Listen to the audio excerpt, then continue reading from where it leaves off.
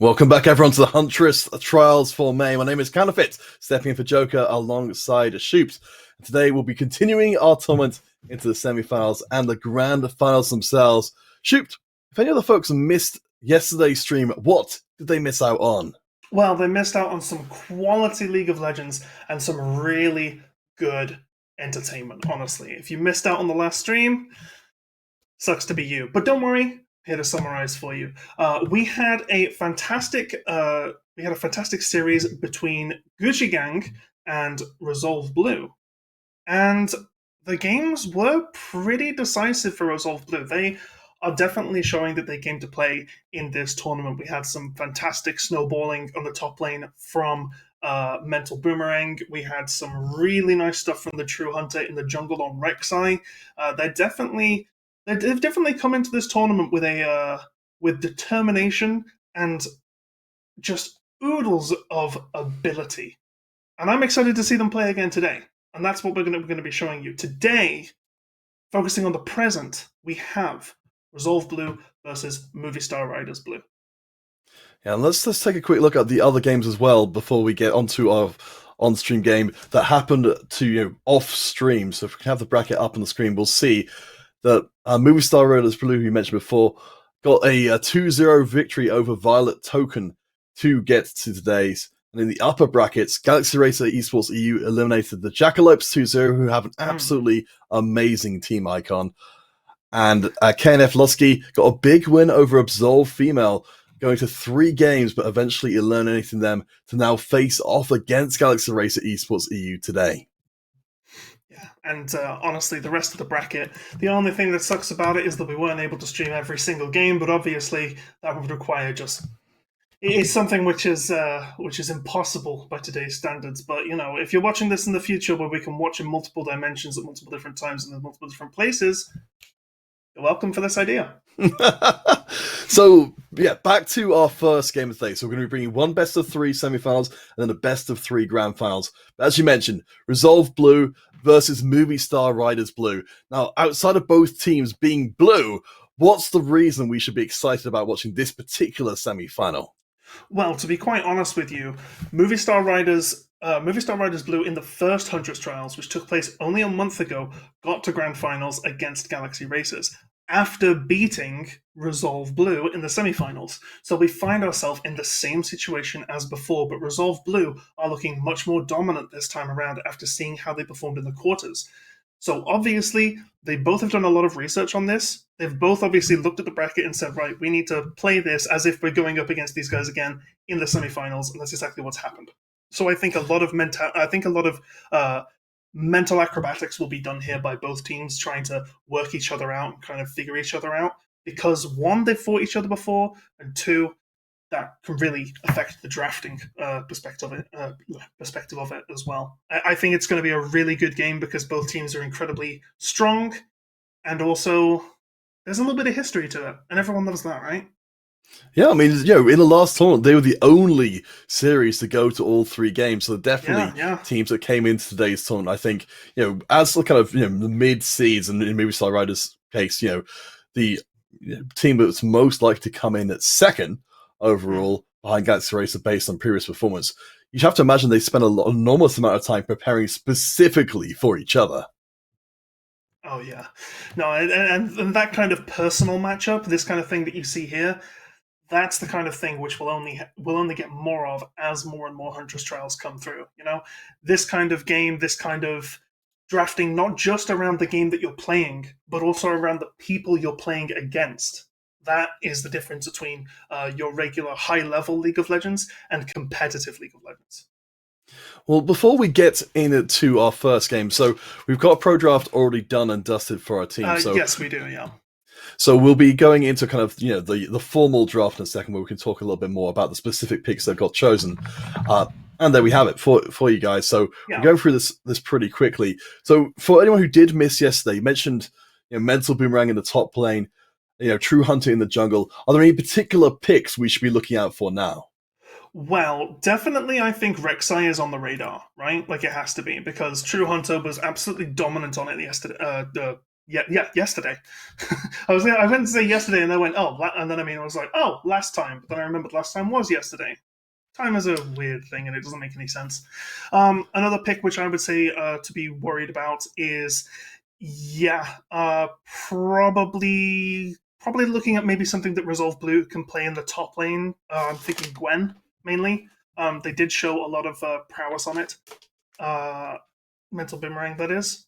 So yeah, there are a few things to be worried about here, but overall, on Resolve Blue's side, I don't think there's too much the movie star are gonna be incredibly scared of. Though movie star, we'll have to see what they go for because they've banned out MF and Senna, which are both two carries which movie star Riders ADC does actually know how to play pretty decently. Yeah, Linda Peruana. Well, it's worth So noting as well coming into this game that Kara, the top player for Movistar Riders Blue, mhm. is a new pickup for this tournament specifically, not an official member of the Movistar Riders team, True, but true. they are, importantly, a massive Gnar one trick. Yeah, that's the thing here is we've seen a lot of Gnarblinds this tournament, and honestly, I've seen a lot of Gnarblinds all across League of Legends esports. I swear I've seen it at least 10 times in MSI as well now. And it historically has not done too well. Every time I see someone blind Gnar, they end up losing top lane. They don't always lose the game, but they definitely lose top lane. However, Kara might be the exception to that rule just because they have so much experience and so much prowess on this Gnar. So they can safely blind it and then maybe lure Resolve into a false sense of security of, oh, they're picking Gnar like everyone else does, so we can just counter it. So yeah, I quite like this actually. All right, so let's look at the teams overall coming together here. So we've got the Nard being joined by the Volley Bear, so that's two big bruisers leaping to face, and some Hang on a long minute. range firepower from the Ziggs and the Tristana for Resolve Blue. They're bringing out the Corki, the ever popular Jinx, Leona, and the True Hunters back on that Rek'Sai again. Whoa, whoa, whoa, whoa, hang on a second. Is this Lulu top? I presume Is this Mental so. Boomerang on Lulu top? I just saw the Leona pick last, and I was like, hang on a minute, Leona's a support. Unless there's no, that can't be Leona top. Lulu has TP. Oh my god! Wow. I mean, Corki into Ziggs is something I do want to talk about in just a moment. But Lulu into Gnar. Now, Lulu is a very non-standard top laner for sure. Everyone knows that. But I'm not sure how that goes against Gnar. I don't think she has the aggression and the damage to actually do a lot of kills in lane. Does she? Because Lulu top in my experience is someone who is very harassy, pokey, as rather than just like straight up killing you, like a Set or a Darius or something. Yeah, and this is a huge departure for Mm, Resolve from what they've shown us with Mental Boomerang before. mm. While True Hunter's been setting up the early game, Mental Boomerang's been the one to kind of to lock down that mid game by taking advantage of that space. And whether they can actually do it here against Movistar. If they can't, then we see a very, very different Resolve than we saw before. Yeah, for real. This is a nice little switch up of strategy, and I actually really like it. They've obviously looked at this team and gone, right, we need to flex this, or we need to have something else that we can do here. I do also like the Corki as well. I think Corki into Ziggs is a really good matchup for the Corki, just because you've got Ziggs excels at long range poke, right? So you get someone who does that better than him in terms of Corki. And Corki can also have a lot of one-on-one potential if they catch the jungler in river, or they have a lot of clear on the objectives and stuff. Like they have a lot of tower pushing as well as on top of what Ziggs can already do. So I like this pick from Escape. I want to cry might have their work cut out for them in the mid lane, and Corky's pretty difficult to gank. That Valkyrie, just getting him out of trouble for free whenever it's off cooldown. It could be rough. And in the bottom lane, I think it's literally just I think that cleanse pickup from Linda Peruana. I think that's very key here. They've got a lot of CC. The classic combo with Jinx is to land a root from the Leona, get the stun off with the Shield of Daybreak, and then follow up with the Jinx Chompers, right? And then Hmm. that means that, and then you can, if you're past 6, you can combo the Daybreak ult as well. Oh, sorry, the Solar Flare ult as well. So cleanse here goes up immensely in value. All right, well let's talk about the teams overall as we're coming close to getting into our very first game here today of the Huntress Trials. You know, looking at the overall teams, we'll come back to that in a second actually because we did get our bracket back. Nope, we lost it again. Well, yeah, there we go. So let's just keeping the viewers on their toes. We are absolutely. So it's a very fast-moving bracket in every sense of the word, just to kind of keep you guys visually updated as to what's been going on. So Galaxy Racer going up against KNF in the other semi-finals. The winner of that will go on to face the winner of this semi-finals in our grand finals, which will follow on directly from this series. If our game Resolve and Movie Star only goes to 2 games, and the upper semi-finals goes to 3, we will be switching across there to make sure you guys aren't kept hanging around. So tons of great League of Legends today, but let's get back to the match at hand. Yeah, really excited to see how this game goes and how it also transitions into the finals as well. We could see a rematch of Movie Star Riders Blue versus Galaxy Racer. We could see someone else try and take the crown from them, or we could see them fall just short of the final hurdle and we could have a completely new champion before we've even gotten into the finals, you know? So, very exciting stuff. And honestly, this is going to be one to remember. I'm sure of it. This tournament is setting up to have some serious echoes that I'm sure will, echo through the rest of the through the rest of the Huntress trials. Well, for sure. I mean, it's for anyone who's coming to this for the first time today. It bears repeating, and we'll be saying it plenty of times across the day. We all live in the shadow of Galaxy Racer EU. Oh, yeah. And, everything in the tournament and everything, honestly, in EU female legends at the moment is is this the team that can come and step up against them? Is this the tournament where they develop further? And, once we get to the grand finals, of course, we'll get into that in more details if Galaxy Racer EU make it there. But I think most teams came into this tournament with the full expectation that would be the case. Yeah, I think to not come into that, it's very nice to set up an anyone can take it narrative and everything, but you have to look at the facts, and the facts are Galaxy Racer are incredibly dominant and a force to be reckoned with. You need to go in and not kid yourself about that and recognize that these girls are just that damn good. And if you can take a game off them, if you can be the ones to scar their face, that is a victory in itself. If you actually take the game, then that is a huge upset. If you manage to beat Galaxy Racers in this tournament, that is something that is going to be news in the women and marginalized gender scene for sure.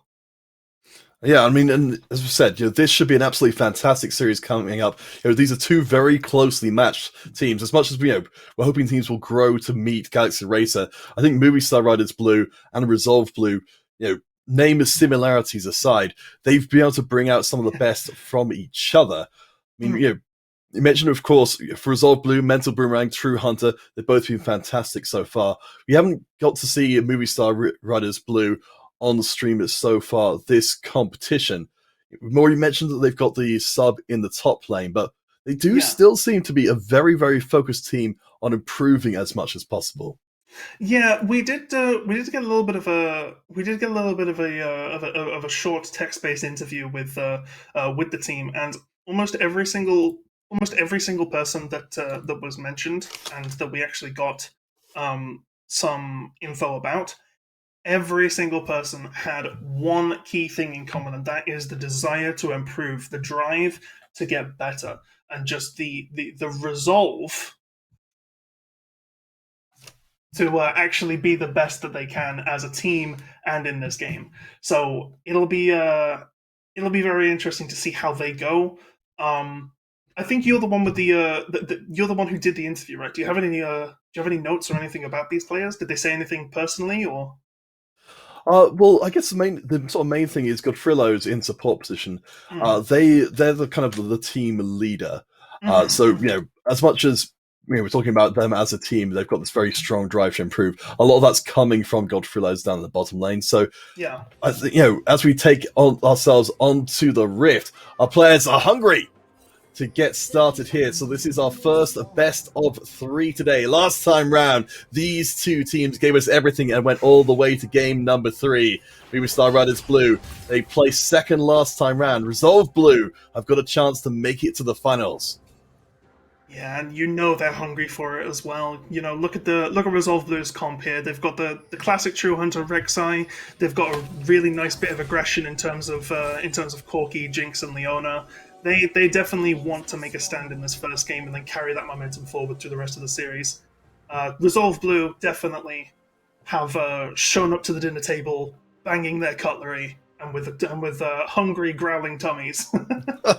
Well, I mean, that's what you've got to be, isn't it? You know, it's that hunger to improve, that hunger to win, as well as Movie Star Riders Blue. They've got a hunger for shenanigans as they've got themselves a ward on the red buff. Looks like they're waiting for the perfect moment to strike. I want to cry. It's going to be a 4-person sandwich being built through here. There's the first sign that something's wrong as Movie Star Riders force out the flash. Stratos Panda in major trouble. They can't get away. True Hunter has to flash across the wall, and that is a huge win for the Riders to start things off. Yeah, that was absolutely fantastic. Just really, really good stuff there. Fantastic coordination from Movie Star Riders Blue to get that really aggressive start. Unfortunately, they weren't able to take the red buff, but they were able to get Rek'Sai's flash. And that's something which Rek'Sai is going to want in these early ganks, or to keep themselves safe after diving deep with the tunnel. So that actually takes a lot of agency and a lot of mobility out of Rek'Sai's early ganks, and she won't be seeing that until the 5-minute mark. At which point, you're going from early ganks to early mid ganks, and people have a lot more options. Let's take a look around this again. Yeah, as you can see here, flash into hook to make sure you get the melee range hook so that there's no chance of the enemy flashing. A lot of people would see that flash and just be like, oh, why didn't she just hook? She could have saved the flash. The answer is travel time on the projectile. You don't want the enemy to flash from it because then you don't get a kill. You wait. You use your flash to make sure that the enemy can't flash. And it's actually really smart stuff. And it really comes across like this is a set play from Movie Star Riders. You know, they practice this specifically because the execution, you know, hitting from 2 sides at once, perfectly coordinated. It's a fantastic way to start off a series. Yeah, and Ziggs can just pump so much damage from a safe position, you know, over that wall, just throwing that Q into the pit over and over again. And then also you've got the empowered auto attack as well for a little bit of added burst. So it's a really good situation. Something we haven't had a chance to talk about yet with Escape on this Corki is it's a pick that kind of sneaked past us before, because looking into their history, they're actually an extremely accomplished Corki player. So, you know, while we've only seen them on the AD picks up until this point, this is the first time we're getting to see them bring a bit more magic damage to the squad. Yeah, could it possibly be that this is their true power? Speaking of true power, True Hunter... One of the rare shots they're missing from True Hunter. Running it a bit deep there. Obviously, like I say, I feel like if they had the flash, they would have probably angled that differently. At least got a little bit of damage on them. But you know, you can definitely tell that the lack of flash there is a serious factor in terms of what Rek'Sai can actually do early. Wrencher's going to spot out this invade from Movie Star Riders. Not going to stop the steal away on the Raptors though. As True Hunter's frustration is going to be building here. I mean, this doesn't feel like the best team to be able to get onto with Rek'Sai. We just saw Kara jumping away. You know, Linda as well on the Tristana, very mobile and hard to lock down. Yeah, incredibly mobile on the Tristana. We've seen Tristana picked in quite a few games this tournament so far. She just is a really good AD carry at the moment. The mobility, the ability to instantly reposition with her W, also to get in and get out after getting a kill. It's just incredibly valuable. And also she has fantastic pushing power with that satchel charge, the E that you put on the towers. It's just really good stuff. It's got fantastic farm, fantastic push, really good mobility, and a lot of damage in the late game. Tristana's everything you want in an AD carry these days. And it's been a good start for Movie Star Riders Blue for Linda on that Tristana, ahead in CS right now, though that might be about to catch up a little bit. Looking across the board, we can see that things have remained mostly even, but Stratos taking an early death is behind on the Jinx. Yeah, and that's going to be an important one for bot lane, I think. I think Jinx is going to have to kind of be playing on the back foot now and trying to match up, keep up with Tristana's farm, and also possibly it could cause a little bit of aggression to come out as well. Maybe they call for ganks and try and even out the deficit, but at the moment, they need to play from the back foot, and that early back is just showing that right there, gets the items that they need, but again, it's not really enough, because they've got boots, a longsword, and a dagger, whereas Tristana has finished Greaves. Yes, it's not looking good for the AD carry matchup into each other. And we're also seeing Movie Star Riders roaming up towards the mid lane. First Drake, the Infernal Drake, is up for the taking. It looks like Movie Stars were maybe hoping to get a pick off before the objective fight started. Yeah, I like that. I like that a lot. Gnar is a champion that is very safe. You have, similar to Tristana, the ability to just jump out whenever. And, yeah, it can be very difficult to gank him, especially on a jungler that doesn't have very much CC, like Rek'Sai. They pretty much just have the knock-up when they first come and gank you, and then everything else is just pure damage. So, looking towards the later game, we've had that first play from Movie Star Riders work, particularly well. Got a summoner, got a kill as well onto the mid lane. I want to cry, who's now, of course, going to be ahead on the sort of the item curve. What are we anticipating the next kind of 10 minutes to look like from here? Well, the next 10 minutes, I think, is... I think Movie Star Riders are basically just going to take this, keep this advantage that they've got right now, and just try and play safe with it. I don't think they want to give Resolve Blue any options. Oh, hang on a second, it's a really good Gnar ult. Yeah, Mental Boomerang being pushed back in place. Wild Growth will keep Mental alive. Again, this is seeing Mental Boomerang on a very different style of top laners. It looks like they're trying to draw Kara in to go for a tower dive here.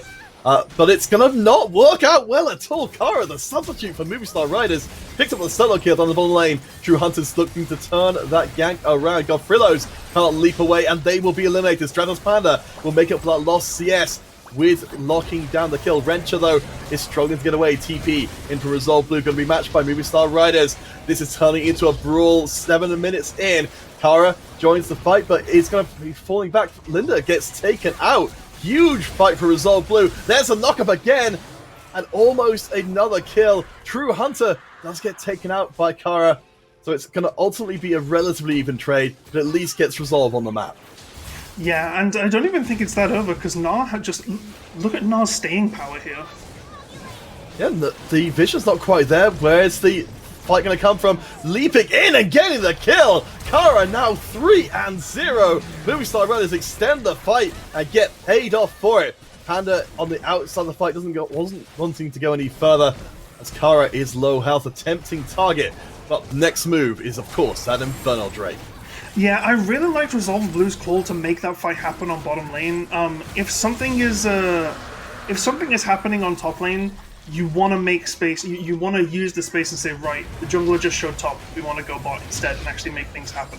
But the counterplay, the counter call, and the counter teleport from Movie Star Riders was just on a complete other level.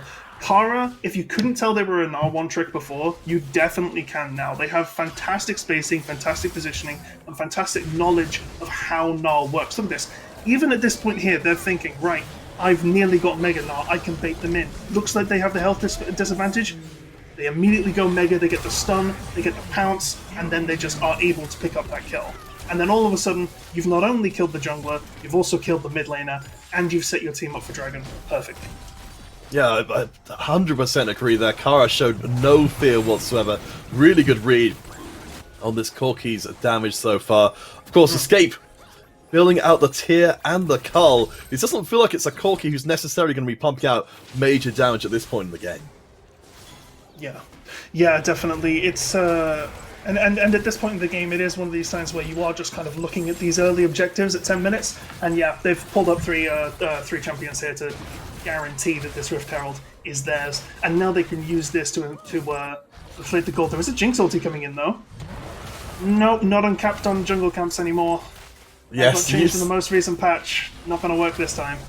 Yeah, it used to effectively be a second smite for the squad, but I think oh yeah, Movie Star Riders, I think I maybe anticipated that a little bit. Moved the Well, I think Resolve were expecting the Herald to be moved out of the pit a little bit, so the Well, rocket she ultimately. did. Jinx did ult in Vision. She was on the creep wave when she ulted, so they knew that it was coming in. Ah, right, and of course, yes, that's going to allow you for the quick adjustment.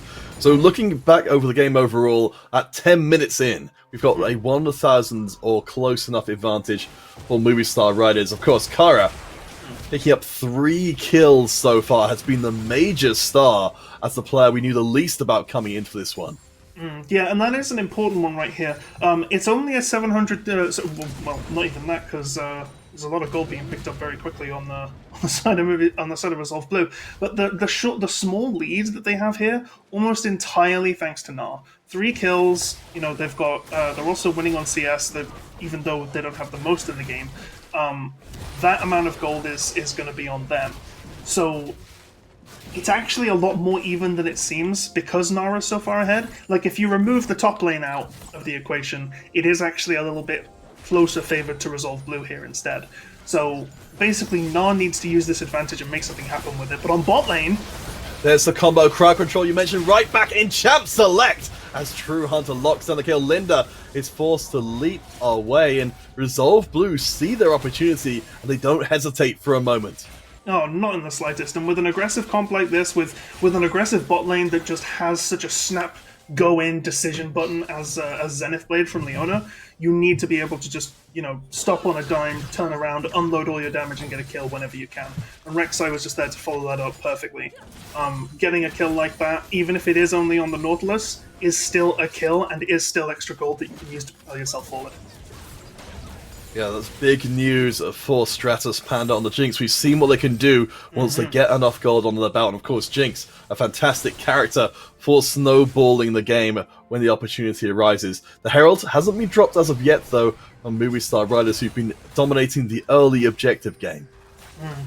Yeah, and that's the thing is, you kind of wonder where Volibear wants to drop this. Usually when it comes to Herald, you either want to drop it mid or bottom most of the time, because those are the lanes where you want to get the most gold on. But really, you can just push it on any lane. You can just put it on any lane that's shoved in. So they're looking for shoved lanes, but there really aren't any at the moment. So they're just kind of keeping the Herald in their back pocket until they can actually get something out of it. And True Hunter now catches them at red. Ariak's going to be locked into place. Here comes the package from Escape, and they get their first kill. You talked about the power of the Valkyrie, the package enhanced Valkyrie, a massive move across the map. Yeah, and just such a smart ward there from Wrencher into the bush as well to see the possibility of that bot lane trying to get some sneaky kind of Empire play on them there. Really nice stuff. Just fantastic, I gotta say, fantastic answering from Resolve Blue. They went into the game the same as they did in the quarterfinals with the aggression and with, with the playstyle which we saw them for. Then Movie Star Riders Blue started playing it a little bit more passive, and there wasn't too much aggression to counter. It wasn't like aggression versus aggression or anything like that. So they changed up their play super quickly, and they're now able to win this back with the gold lead now swinging back in their favor. Well, Movie Stars will be getting a little bit more gold here to make the catch onto Escape, delete them, and then instantly drop the Rift Herald. True Hunter's in trouble as well, forced to flash away just like at the beginning of the game. This time there's a bomb to follow up. So the Riders, they take back control of the game. They just missed out on the plating, but they will at least get first tower and maybe even second. Yeah, really, really nice stuff here. They've got the second charge on the on the Rift Herald. Wonder if they could possibly get the legendary 3 charges. Because, Scuttle plus Ziggs is an absolutely deadly combo, because Scuttle drops the tower down to around about 30%, and at 25%, Ziggs has their execute. So you have one champion and a Herald to completely destroy a tower in under 5 seconds. It's insane. Yeah, well, those 2 towers are down. Movie Star Riders are back into the lead once again. The 2k advantage, and now 2 Drakes 2-0. So objectives have been all theirs so far. Yeah, I gotta say, True Hunter going in to try and have a little bit of, True Hunter going in there on that mid lane engage, kind of a save your friend syndrome there, right? Like, they just didn't want to have someone die for nothing, but they ended up dying themselves. They gave them perfect opportunity to actually go ahead and siege that mid lane, then set up for Drake, and it was kind of a huge mistake from them. Because you see here, you've got all three champions. Escape gets hooked. True Hunter's there. At this point, you do not go in. In an ideal world, you don't go in. You see that your carry's been hit, and you just back away, right? You E over the wall and you just play it safe. But we've got plays on top lane now. Yeah, Stratos Panda doesn't know how to play safe as Rencha will be forced to flash away. Another teamfight brawl building up there as Escape leads the front line. Looks to be that Resolve Blue might have their minds on getting on to the second Rift Herald. No towers so far for them. Yeah, just like you said, Resolve Blue, despite falling behind just then, still seem to be up for a scrap. Yeah, definitely. They want to fight. They know that they can fight. They've got a lot of good team fight in this mid game. Wild Growth can be used as a really good save for any of their squishy damage dealers. Rek'Sai not the squishiest, of course, but the other two, Corki and Jinx, definitely. True Hunter with a really good engage. Leona just misses the Zenith Blade because of the jump. They still manage to pick up Godfrelos. And then it's just kind of evasive maneuvers. Rencha, the really nice flash over the wall, gonna get themselves out nice and clean. So it's individual kills, individual plays being made by Resolve Blue. They haven't managed to turn those plays into the big wins so far. It looks to be the movie star riders. They're bringing the bodies to bear, try and make sure Resolve don't get any objectives from this first section of the game at all. Yeah, and I think the reason for that is just because Resolve Blue are responding with all 5 champions, but they're only getting less impactful kills. They're only killing the Nautilus. You're not killing the Volibear, who's the one who can smite and tank. You're not killing the Ziggs, who does a lot of damage, the Tristana, who does a lot of damage, or the Gnar, who's so far ahead. You're just killing the Nautilus, who is CC, and then you're having to back away. You can't continue fighting after that point. So they really just need to try and greed a little harder here for what they get out of these team fights, if they want to try and start getting objectives. Well, that is going to be the first tower lockdown, and Stratos Panda will be left by themselves to do so with support from the rest of Resolve. So something like getting a Rift Herald is getting the free tower, but it's only one for Resolve. Movie Star Riders, they're still ahead. Though that gold lead, considering all these objectives being taken, isn't massive. No, it's not actually that big, and I think that comes from the. I think that honestly comes from the farm on their team. Now, Tristana is beating Jinx, Gnar is beating Lulu, but it's only by maybe half a wave. Meanwhile, Rek'Sai's got 6 more CS than the Volibear, and Corki is massively out farming the Ziggs. Like, this farm does add up, ladies and gentlemen, it really does. Even though they're behind on towers, even though they're behind on objectives, Resolve Blue are still kind of keeping pace. They're not out yet. If Observers wouldn't mind being able to show us the gold totals with X, maybe compare between I Want to Cry and Escape, see how they're doing overall. I mean, there's suddenly, Want to Cry has picked up a couple of kills so far, and is building up a tier of their own. So they've got late game potential. For Escape, they've got their they've got their mythic already completed. Yeah. So they've got 3 stacks on their Dark Seal too. This could be, I mean, if it goes well enough, they're 2-0-1. They could be going for a Medjai's here. I don't think it's that bad on Ziggs because he stays so far back. Oh, you're right. I think you can realistically, you've got a fair amount of self peel with your W and your E, and then you just throw really damaging Qs from a safe distance, and then ult when you think you can get a kill with it. I mean, I don't mind it here. Well. It's worked really well so far. For Resolve Blue, they do get a little bit of time alone in the mid lane, and Stratos Panda loses half of their health to a single Mega Inferno bomb there, so they've got to be careful later on. As soon as they're in execute range, effectively, for that bomb, they've got to then get out of the team fight. Oh yeah, for sure. Like, it's just... It's really rough for them. The Ziggs is just kind of doing Ziggs things and has a fair amount of gold and is pushing towers. And this is kind of why you want to pick a Ziggs, and why more people have been picking Ziggs lately, is because he just gives you the ability to do that. Hang on a minute. Here is the Resolve Blue special. Find someone, delete someone. Kill goes onto Rencha, but Movie Star Riders Blue, they've got their focus on the objective. Here comes the rocket from off screen. But again, Linda body blocks it, so no chance of that. Tower, though, Resolve does go across to Stratos Panda in the top lane while the Drake was being taken. Yeah, the raid mechanics here from Movie Star Riders Blue, they are counterplaying with they are positionally counterplaying this Jinx ult whenever she launches it. It's really, really good awareness, because getting it once or twice when you can see her on wave, when someone can communicate, yep, okay, there's a Jinx ult coming in. No one was on that wave, she only showed on minions, right? There were no champions in top lane. but yet they still were looking for it and knew when it come out and were able to counterplay it, so that there was absolutely no risk of her stealing Drake.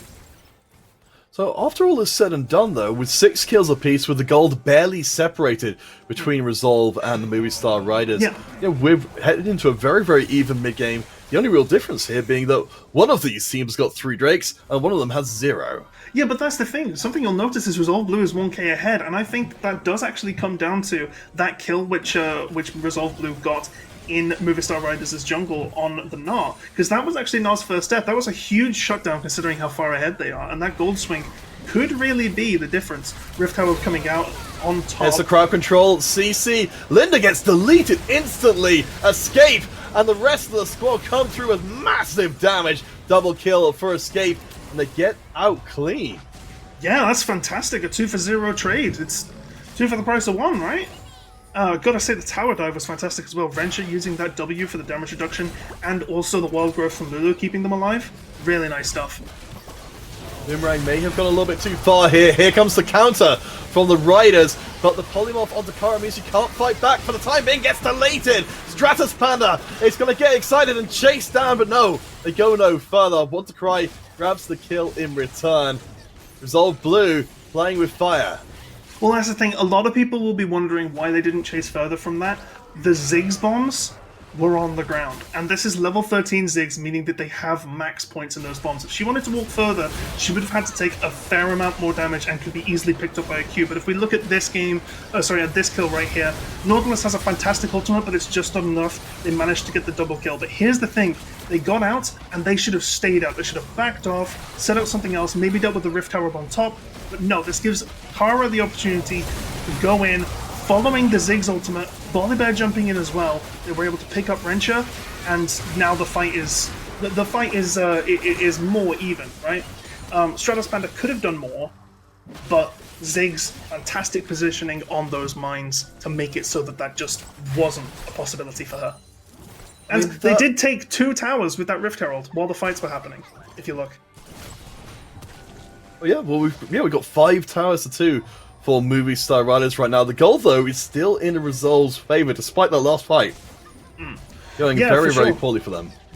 Yeah, for sure. No, they got some really nice kills there. They really want to shut down on the Ziggs. Oh, hot phone, What's Cry gets caught up and almost deleted. Where's the last shot? It's not even necessary. The Ignite gets the kill. Resolve Blue come through huge, and they are going right for that Baron. That right there, that was a fantastic Ignite by Rencha. You know what? You know, I've been watching a lot of the LJL recently. You know, the Japanese esports league. You know what? You know what they say when an Ignite like that kills someone. What do they say? Omae wa mou shindeiru. And the Ignite just burns them all the way down. It's that's not actually what they say. But I mean, you'd have to ask the guys from the LGL unofficial broadcast. Those guys get it done. Oh yeah, for sure. Big shout outs to Nightmare and the crew. That's good stuff.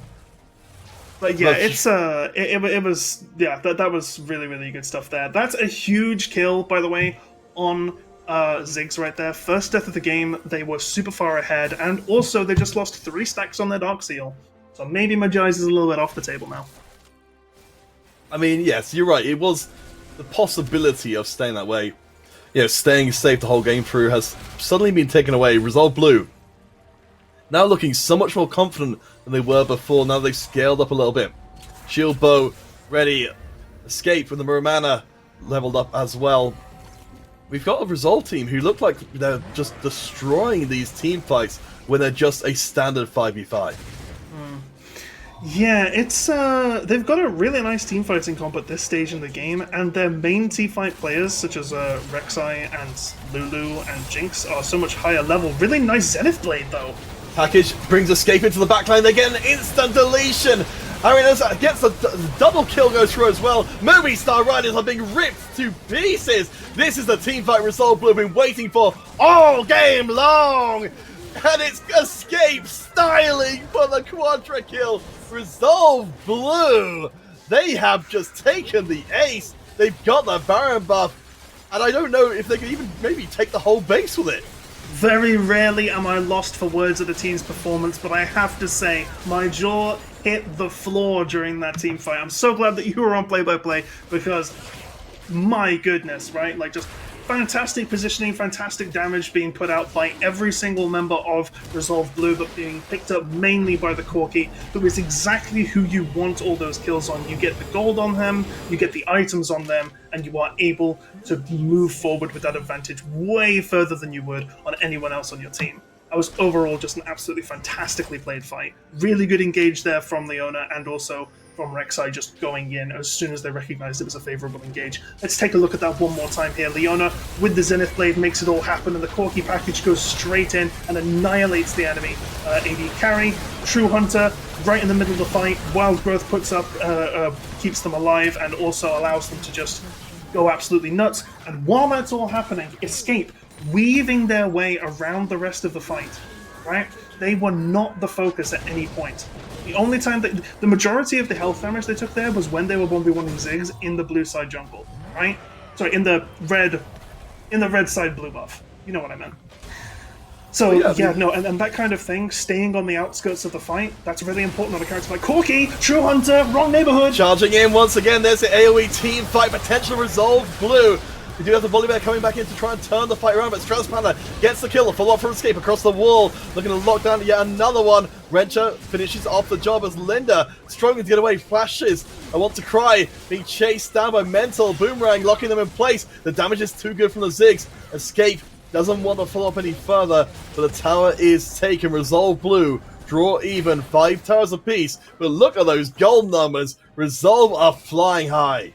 Oh yeah, and this is the thing, Escape, the damage just coming out from them constantly through the team fight, they are 3-shotting squishies, and even though they have to respect the Ziggs mines so they couldn't chase Ziggs too far there, they're still able to just pick up kills like it's absolutely nothing. They're basically last-hitting heroes at this point. And it starts to all make a bit more sense with the Resolve Blue team setup here. We had questions about bringing in Mental Boomerang on this Lulu rather than the carry presence that we've seen before, but it seems to all be worthwhile to invest in Escape and Stratos Panda. Oh yeah, for sure. Instead of Escape being on someone who can set up fights and set things in motion, they've instead put them in the carry role in this game. And they've gone for much more utility-based top laner on Mental Boomerang, showing that she can do both. She can be the carry and the carried. You know, it's very important skill set to have here, and Escape, again, proving that they have the exact same thing there. And with Force as well. If I'm Escape, this game's in the highlight reel, you know? They are playing absolutely out of their mind. 8-2 on Corki in this kind of, you know, in this matchup where you've got such good champions who can just dive into your team and wreck you. This is a really good showing from Resolve Blue here. Fantastic game one so far. Yeah, I mean, you know, this is everything I think they had hoped for here. Again, coming into this one, Movistar Riders won the series which these two teams played in the last Huntress trial, so they're definitely favoured.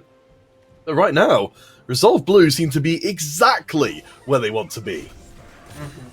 Yeah, exactly. And now Movistar Riders Blue are kind of being forced to walk as a group. Not there, with no TP. Maybe they want to start rotating up, especially because they have seen Rencha in their vision right now. Godfrilos is in hook range, forcing the flash out of Stratos Panda. Really nice awareness from them. Rencha on the back line. Flank coming around from Resolve. The Corki's not here yet, but they will be soon. But if Rencha goes in too soon, it's not going to be an even fight. Kara coming in from the side as Hunter gets knocked up. Movistar Riders, they smell a trap. They're trying to withdraw. The Resolve Blue are not going to let them. There's the Jinx damage coming through. Keep right on Escape on the outside of the fight. They are legendary, and they are tearing into the flanks of Movistar Riders, charging forward. Look at the rocket.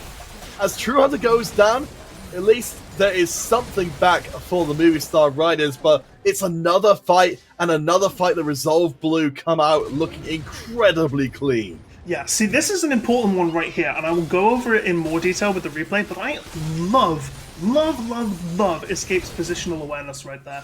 Fantastic stuff, and also really good target priority as well. If we can get a replay on that fight, I'd like to go into a little bit more detail as we see it while they take this Baron. But if not, then I'll just go off. If not, then I'll just go off memory and stuff. But basically, what kind of happened there was Nah very easily could have died earlier if Escape was hitting them, and True Hunter wouldn't have died because of it. But instead, they decided. Oh, yeah, okay. So, we've got the fight happening here. The beginning engage. Looks a little bit skew-if over here. Some skills don't land. But then they all back into the same place. In comes Escape, pumps out a load of damage with the package as well. And then this kind of thing here, we've all seen this part, but it's not this part I want to talk about. So, they can focus on Arya here and actually save True Hunter, but instead they decide to go over to the side and actually throw rockets at the other two damage dealers, forcing them away from the fight. Even though they knew that they couldn't kill them because of the positioning, they were able to force them away, which, in a way, is the same as killing them because they're no longer in the fight, you know? I like that play a lot more, because if they'd have gone over the other side, maybe Tristana and Linda and I Wanna Cry would have been able to turn something and get a few bonus kills instead. Really nice control, just... You know, it's strange to see control on a character with no CC, right? Well, right now control of the Baron Pit is on the cards here.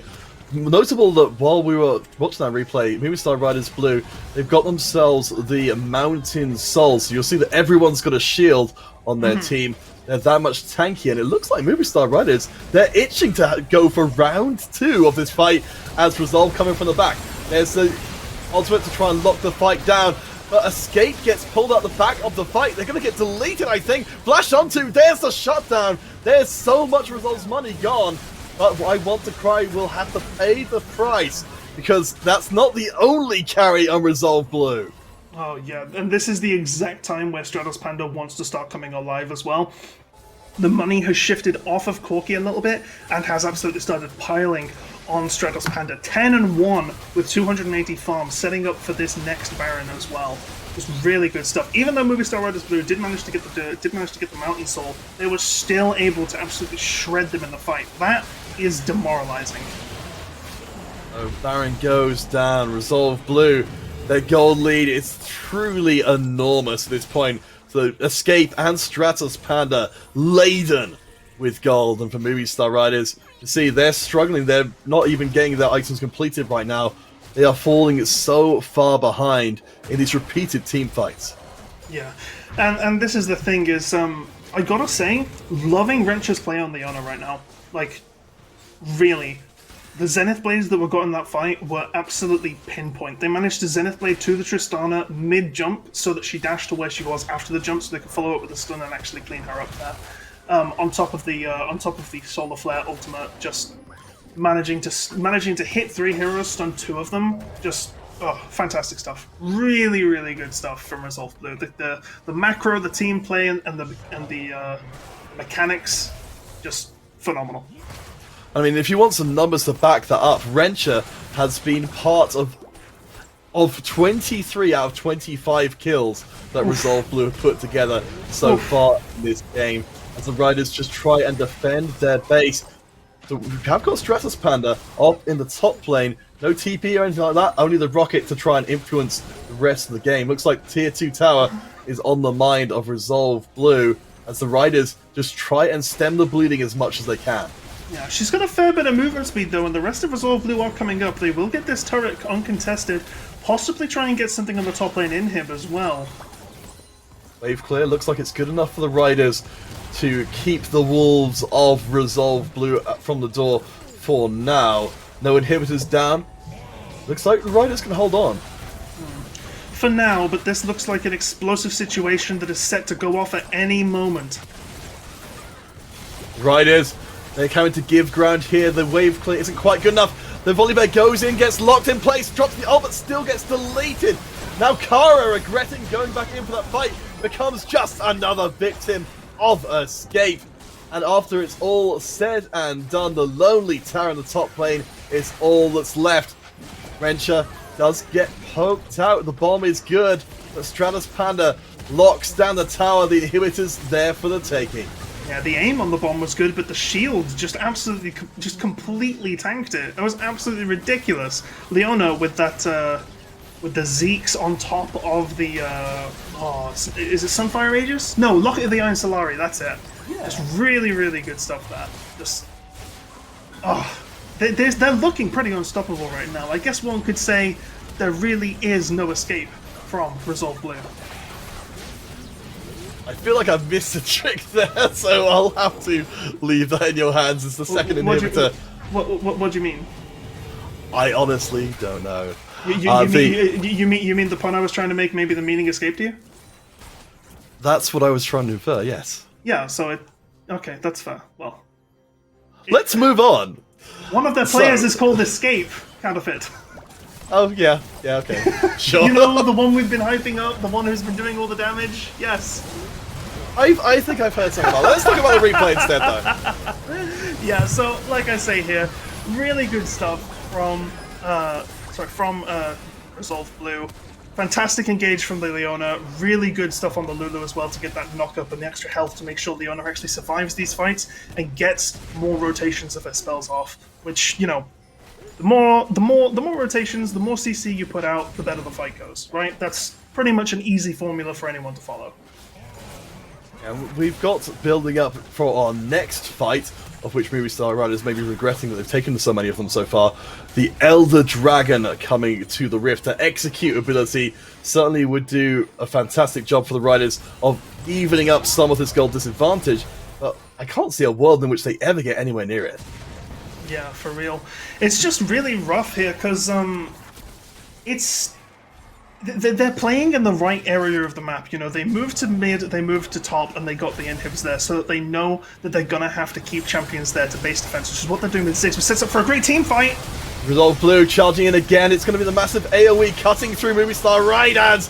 Stratos Panda grabs even more kills, and their ultimate hits 3 minutes of triple kill for Stratos Panda. Looking for more Quadra. Can we see the Penta? We will! Resolve Blue put their mark on this first game of the day. They are making their case to be the team to step up against Galaxy Racer. They certainly done the job here against Riders in the first game of the series. Wow, that was absolutely amazing. Fantastic job from Natalie there. By the way, Natalie is Stratos Panda. I can use her first name because we're tight like that. Yeah, I know top players, but it's not a big deal to me, lol. But yeah, no, fantastic stuff. What a way to enter the first game. Talk about the mental guard break, right? Getting pentakills in the first game of the semifinals and just going absolutely dominant like that. Insane. Resolve Blue are so dominant right now. I just want to get into game 2 right now. I want to get into game 2 right now, but we can't. So what are we going to have to do instead, Counterfeit? Well, let's give the players a chance to catch their breath, and I think exactly for Moonstar Riders, they're going to need to do a little bit more than just, go into game 2 as quick as possible, because it felt like there were a lot of things going wrong for them in that last game. In that last half of the game, even, it felt like team fight after team fight, the Moonstar Riders were getting absolutely trounced in, but then just going up and taking them over again. Yeah, just... It seemed so close in the early as well. It was there was only a 1k gold difference heading up to the 10-minute mark, and it didn't really change too much from that point as well. So suddenly, Resolve Blue just found their feet, hit their timings, and absolutely, they tugged their feet in, struck the opportunity, and sent it flying out of the park. I mean, and that's how they take game 1. All of those eggs, in the Escape and Stratos Panda basket for that game paid off for them massively. I mean, Stratos Panda ended up that last game with a 29 KDA. They got 15 kills, 11 assists, and died only a single time. So that's definitely going to prop up their stats for a few games to come. But, as you're saying, it really felt like that was Escape's game. Once Escape got going, Stratos Panda, they had free roam over the rest of the game from that point forward. Yeah, Stratos Panda came online, got themselves to the late game jinx that every jinx dreams of getting to, and just completely ran away with it. By the end of it, you had 2 problem champions. Now, in an ideal game, you don't want any. But in an average game, you have 1 problem champion. And that means that you've got a single target. You've got a person who you need to focus on and kill. But you had 2. And usually the problem person takes about 4 champions to get down. And they don't have 8 champions. 5 is less than 8. I'm learning so much here today. Yeah, well, 5 is less than 8, and 2 is greater than 1, which is how many games the Movie Star Riders will need to take now in order to move on to the finals. Yeah, I mean, Resolve did incredible stuff. Of course, we're just getting started here today. That's only the first game of the potential 6 we bring you across today. We've already had a pentakill, so do stick around. Huntress Trials, we're just getting started here today. Game number 2 coming up. Resolve, maybe they can do it again. For the Movie Star Riders, this is Do or Die time coming up.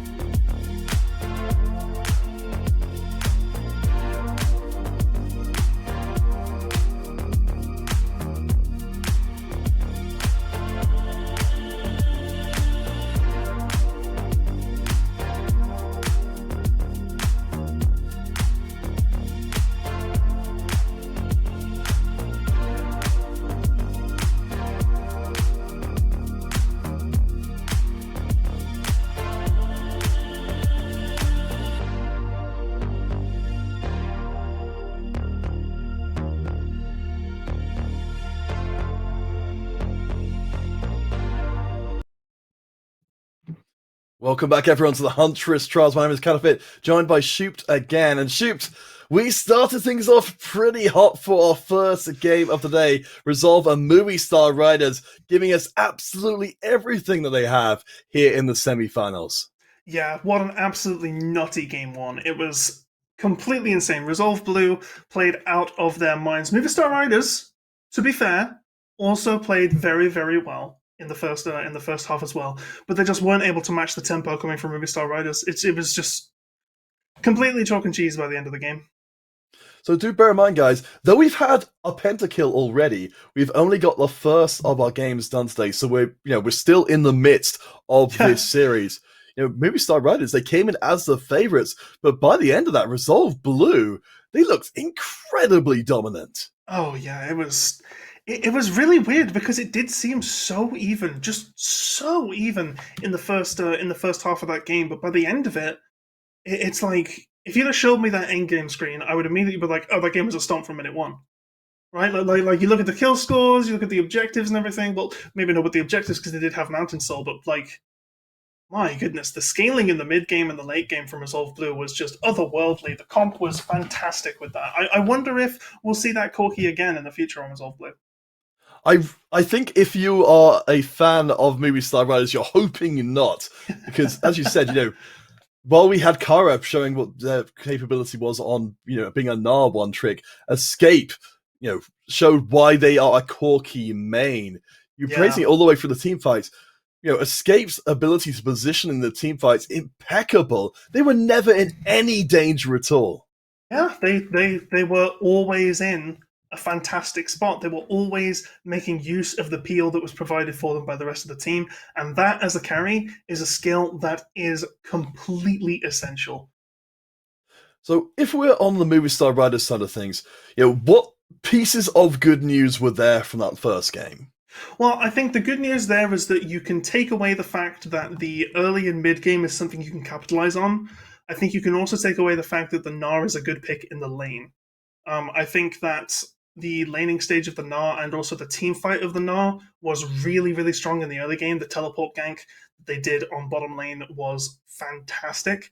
Um, I have to say, I feel like you just need to draft a little bit harder for the early game and maybe get a quicker snowball. You can kind of see where they're drafting for now, where they play the best. You need to kind of undercut it, right? Go here instead. Make it so they can't get as far ahead as quickly.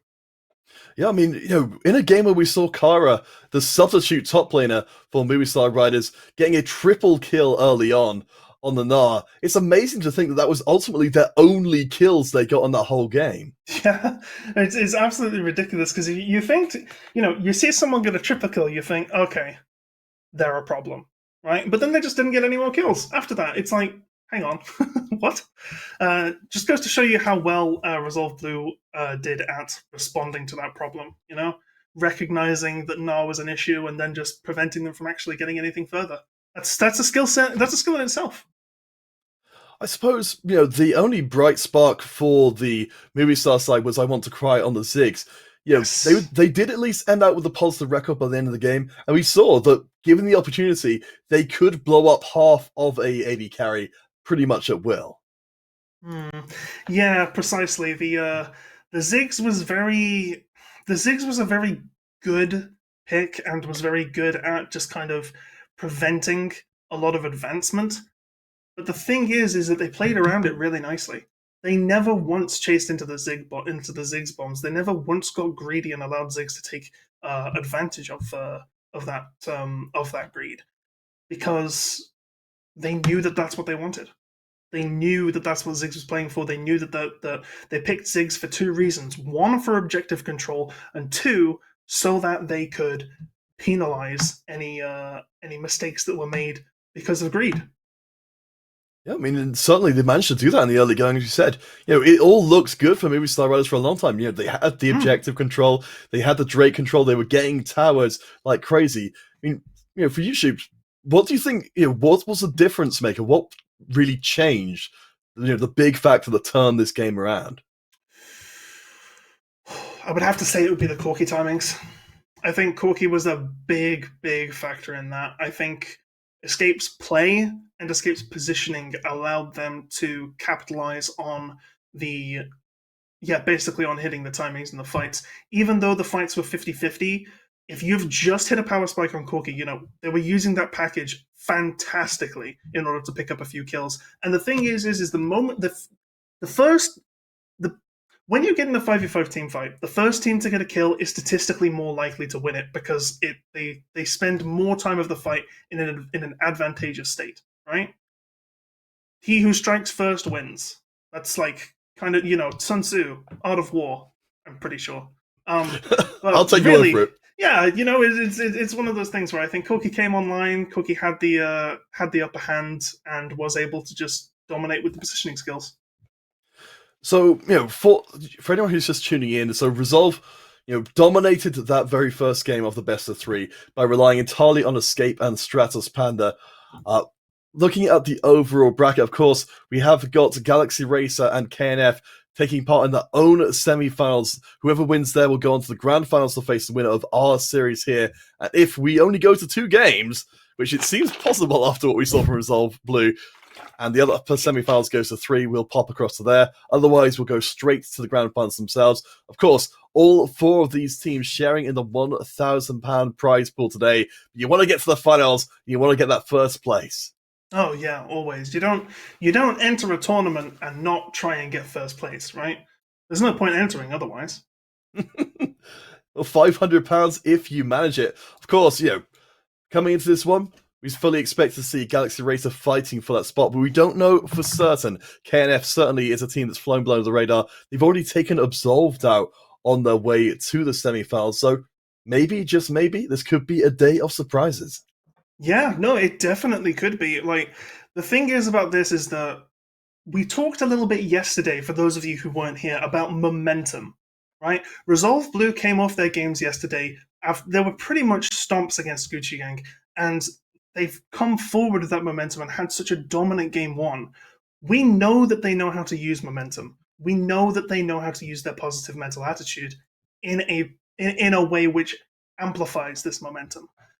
Going into game two, Movie Star Riders will probably know at this point that they are on top of their game. They need to have a really disruptive comp. They need to play champions which just fully counter. They don't need to draft to their strengths. They need to draft to Resolve's weaknesses and try and just mess them up in the mentality side of it. I So think. Oh, sorry, just go on, go on. Well, it's like, if let's get specific then, just before we get into the champ select. Mm-hmm. Are there any particular picks or styles of play you think are going to be essential for Movie Star Riders if they're going to try and throw enough of a spanner in the works of what Resolve will bring out in game one? That's a very good question. That's one I'm going to have to think about. But I think the first thing that comes to mind is lock down the top lane. Make sure that Mental Boomerang can't do anything. Lockdown. I would say put something in the bottom lane that makes it harder for Resolve to actually get a good, solid gold advantage. Get a kind of bot lane that will get an early kill and then just kind of stick with it. Not budge. Make a wall. Throw the first rock. They use the rest. Build up this massive wall that they can't throw any back on. Right. I think the mid lane isn't as impactful in this matchup, and I think you might want to mess up the True Hunter in her jungle as well. I feel like if you can shut down the True Hunter, that does put a lot of stop to their team. They do seem to be the main enabler of strategies on Resolve Blue. And I think counterplaying that specifically might just be their ticket. Yeah, I mean, it worked pretty well for Movie Star Riders in game one. That instant invade, costing the flash, and it did feel like a different Resolve in the early going that they weren't able to get anything going from the jungle position. They opened up the play for the Riders. I can't think, Shoop, there's going to be any way we see the same play work successfully for the Riders in game two, though. Yeah, I don't think going for the exact same play is smart because they'll be expecting it. Honestly, Counterfeit, I'm not really sure how they can go aggressive in against Resolve, but maybe this is a game where we see something that goes aggressive in a more in a in a more independent way. Maybe something like a Kindred, someone who's really good at counter jungling. Maybe we could even see a Nocturne in the jungle as well for those really fast, healthy clears that just allow you to run into the enemy jungle and take as much of their gold as they can. I don't think this is a situation where you have to kill the enemy jungler as much as you need to prevent them from farming. Yeah, I mean, looking just through the stats from the previous game, just to try and look out for some points.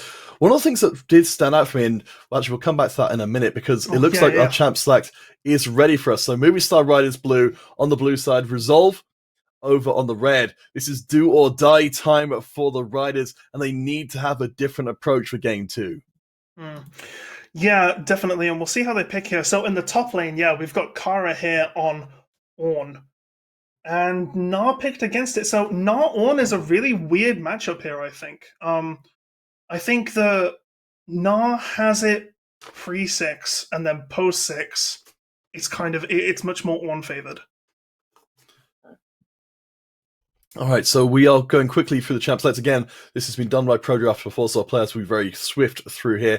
As we'll see the Ivern going into the jungle, shielding power, joined by Orianna as well. On the other side, Victor coming out for, I believe, the first time this tournament, joined by the Udyr, another first. Yeah, Udyr and Victor are fantastic picks right now. Udyr not as good as he once was, but is still the fastest thing in a fursuit and is incredibly strong. Very good setup with Victor as well. As long as if Udyr gets a flash and then a bear stun, Victor will then be able to follow up with a static field or the gravity field, whatever it's called, the W. Yes. You know what I mean? Yeah. We know the one, the dance platform. Yeah, the dance platform, exactly. Going to follow up with that DDR and is just going to be able to get a continued stun or at least get a flash. Or if they position it correctly, they might even make it so that you can't even flash out of it. You know, if you put the W like right on the edge to the point where if you flash backwards, you're not actually flashing out of it, you're just flashing to the other end of it instead. So there's a lot of synergy and a lot of kill potential here, especially against someone like Orianna in the mid lane who does not have any mobility. Though she can keep her distance, and maybe she avoids the problem entirely by just not being able to get hit by the Udyr in the first place. And we saw how important that spacing was in the previous game, when they had the Ziggs bombs coming down and retreating teams. But let's talk about the teams overall then. So for the Riders, we expected to see some pretty big changes from them. It does seem like we're seeing, some pretty major switches. You noted the Gnar no longer there, could have been chosen. Instead, the Ornn. But how are we feeling about the team overall? On Movie Star Riders, I like what they're trying to do on bottom lane. I like Gofrillos on Enchanters. I like Gofrillos on Lulu. Gofrillos played a really, really good Lulu last tournament and is one of their main champions. So it'll be nice to see them playing something that they're so comfortable on. I also think Sivir is a really good bot laner to go with an Enchanter like that. I think that she does kind of match this kind of wall thing. She has a very strong level 2 where she can just kind of go in and have the protection with her spell shield, and Lulu will also allow her to use that level 2 power spike as well, especially against someone like Jinx who isn't really very strong in lane. The only thing they do need to watch out for is the Thresh hook. That is something which can seriously mess them up. If one of them gets hooked by Thresh and he gives Jinx the space to go absolutely nuts and actually pump damage in, that could be the make or break.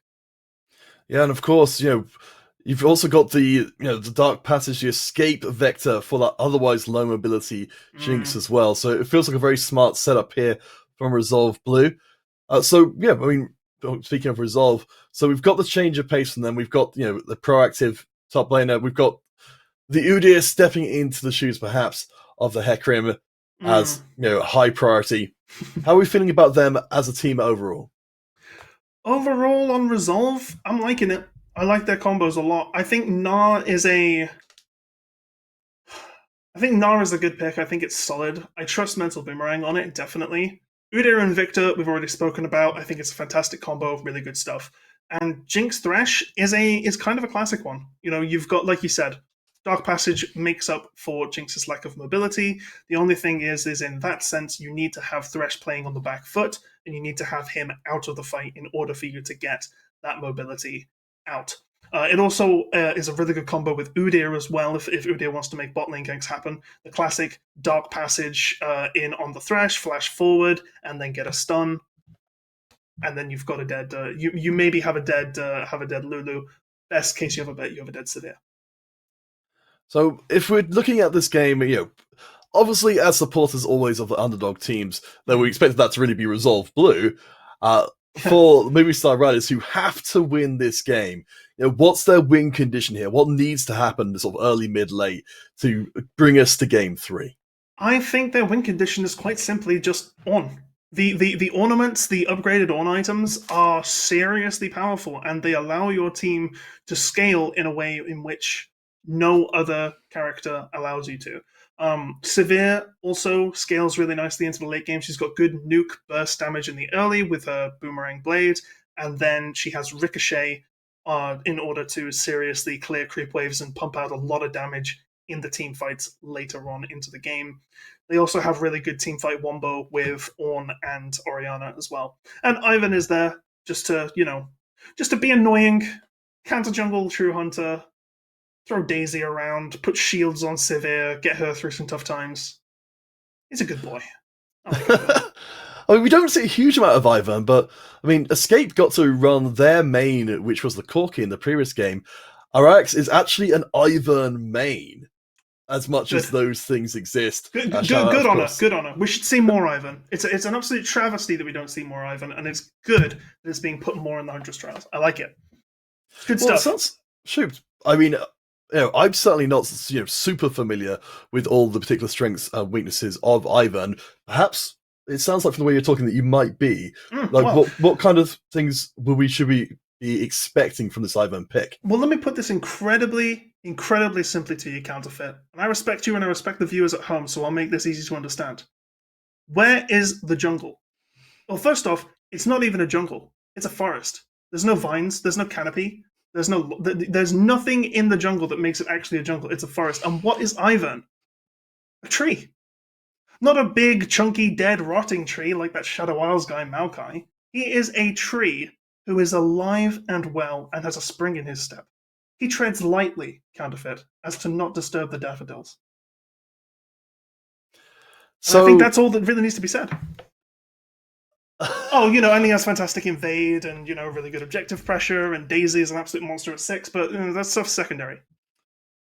All right, so I'm fully prepared to make tree falling in forest jokes if this doesn't go well. But from what you're saying, this feels like it's going to be playing into pretty darn well what we saw be strong from Movie Star Riders before, which was their early objective control. They were able to to tunnel in on getting early heralds, early drakes, early advantages with early plays. Let's get out onto the rift for what could be the last time for the Movie Star Riders Blue here in the Huntress trials. They came second last time round, but Resolve, they are game for a fight.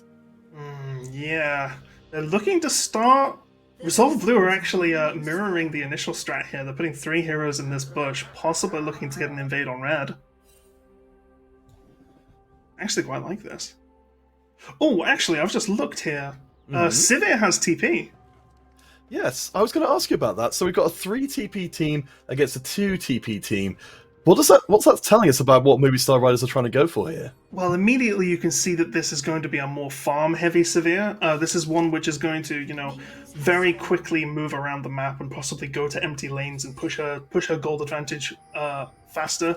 Maybe going for a little bit more of a split push strat as well. In the late game, all they need to do is put down a ward, and Severe doesn't need to roam around with the team, which gives her more ability to actually farm. But they're moving forward here on Resolve Blue. Good thrillers. Barely avoided being struck with a death sentence. Swing and a miss. It does mean that Resolve Blue, while they don't get the kill or the flash out of the deal, they will at least get the red buff, but it's always going to be pretty tricky from what I understand to keep buffs away from Ivan.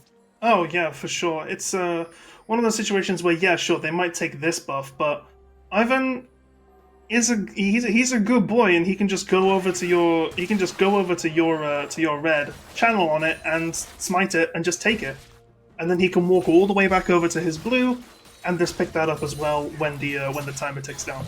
So it's not actually that bad. What a hook, though! It was nice, but the shielding's too good right now. Movistar Riders Blues bottom lane remains safe as Mental Boomerang will be 2v1 here. We have got support coming from True Hunter, but they're way away. Flash is burned, and the Udyr is lurking. Don't think they can follow up with Mental Boomerang so low. I have to say, that's a really good early gank from Ivan there. If they'd have landed that root on Gnar, that was a first blood. I would have put money on it. Really, really nice stuff there. True Hunter actually waiting in the wings here, making it so he can't get his blue.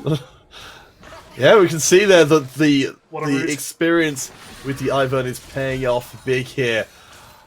As True Hunter will have to go home with nothing, so Boomerang got chunked. Hunter had their time wasted. A strong start for the Riders. Yeah, precisely, and this is the thing. This is Araya. Sorry, Araia. Arayex, apparently is how to say it. Arayex, right, okay. This is Arayex hitting 3 first, and that's a big thing here. There's a little bit of a trade happening on top. And this is the thing about Gnar, is Mega is almost worse versus Ornn, because you have to be in melee range, which means you can get hit by that lightning breath and by those knock-up combos. Whereas the range advantage and the speed advantage allows you to kite him better, which is what Ornn is kind of weak to. Yeah, we'll be keeping an eye on that developing matchup down there, but right now we're seeing the incredibly active Ivern getting the job done here against Panda. But we see there's the death sentence we were talking about before. The escape vector for Stratus Panda means that the gank this time is no good. You know, I wasn't going to say it originally, but this Ivern being so active so early is really nice to see. I dare say that boy be schmoovin'. So is this unusual for the Ivern pick then? Is it more of usually a farming style? Well, there's two kind of ways in which one can play it, and it's the farming style one, or which usually goes around basically dominating both sides of the jungle. Usually you have, if you can see the League of Legends map is, oh, hang on a second. We have got the catch there onto Linda, forcing her to flash away. So no heal, sorry, no, the heal is on Godfrillos, no exhaust. For the Movistar Riders bottom lane, so it is more dangerous for them down there, as both bottom laners go very, very low. True Hunter's nearby, as is Ariex. Yeah, for sure, and just what fantastic usage of this death sentence from Rencha. Like, but that's kind of to be expected here, no? Ooh. True Hunter gets caught up, Ariex with the lockdown there, as Hunter is forced to burn the flash, so a lot of early summoners being exchanged towards this bottom side, but no conclusive fights. True Hunter there, just not clicking the lantern. Hate to see it. But yeah, so yeah, this Ivern is much more active than the farming build, which would usually control 3/4 of the jungle in order to deny farm from the rest of the from the Udyr. Instead, they're just doing Udyr's job, but better here because they have ranged CC. They have the ability to knock someone down from a distance, which is something Udyr does not have without Flash, and that's an important thing to note. As a True Hunter will have to sit back for the time being. The Movistar Riders starting things off well, though it's worth noting, despite a CS lead down in the bottom lane for the Movistar Riders, that the gold lead is with Resolve, and a big part of that is from Mental Boomerang's Gnar. Yeah, for sure. 12 CS ahead. It's almost 2 whole waves, and that is just the strength of Gnar versus a melee hero.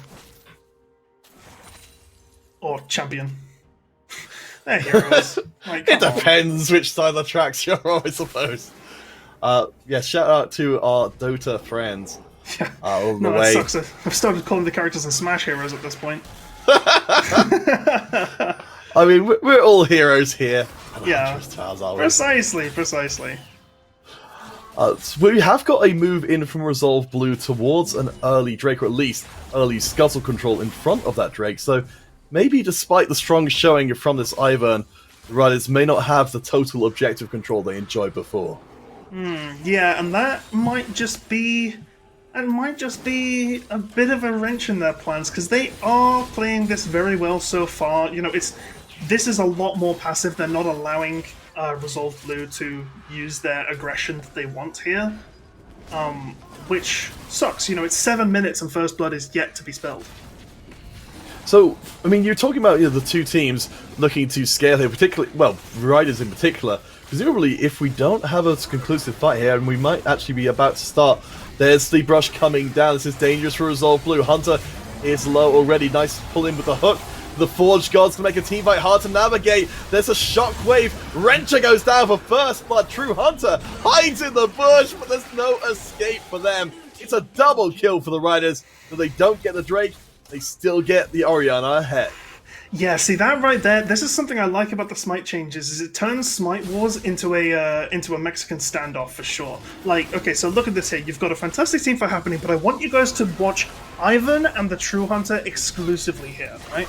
Look at them. They're both just kind of poking at the Drake here or there. Neither is really getting involved in the fight. And then Arya at 500 smites it, and just, is too fast on the trigger. And then True Hunter pulls theirs out and goes, you know what?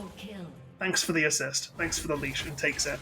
But, unfortunately, the only problem with that is that Ivan doesn't need to be in the fight. He can just throw roots and shields, and that is what allowed Movie Star Riders to grab a double kill there for first blood on their Orianna. And that is a huge, huge thing to get. And I think that might just put them ahead, though the gold lead is dead even. And that's a crazy thing, but it's a 30 CS advantage from Mental Boomerang to offset those 2 kills for the Orianna. I mean, right now, Mental Boomerang, I don't believe, has been back to spend for a while. They've just got a cull right now. Of course, the Ornn can stick around in lane for as long as they want to. Yeah, for sure. Like, this is the thing about Ornn, is as long as he has some form of regen, which he does with those biscuits, because he's taken the correct runes, he can just stay in. He can just stay in the lane and buy items from lane, and it's incredibly powerful that he has the ability to do that. He literally is lane sustaining Karmat. He does not need to go back, and that's where Gnar can possibly fall behind, because you can't really back without TP. Well, you can always try and force a play if you've got the flash. In this case, the Hex Flash is being used to burn I Want to Cry's flash instead. So, Resolve, they're looking to try and find their first kill of the game as both bottom lanes went to the top side. But it looks like now On the Hunt being burned.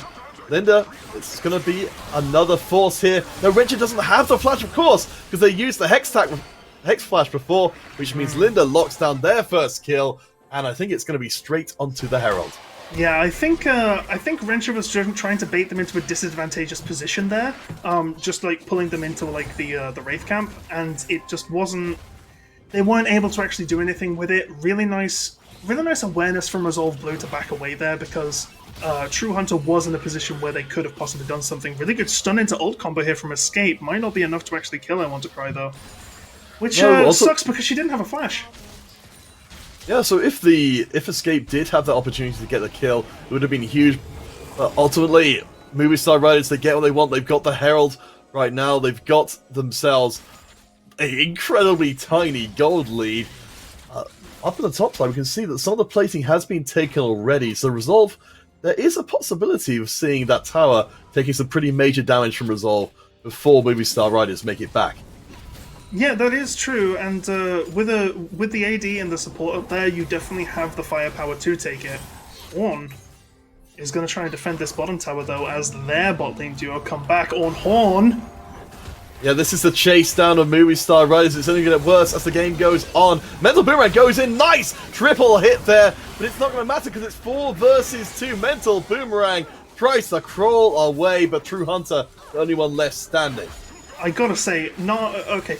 Lulu did not need to wild growth the Ornn there, but I'm so glad that they did, because one, it managed to kind of put a dent in Mental Boomerang's flawless, inside of their flawless iron defense, and also it provided the slow aura to make sure that they would actually die from it.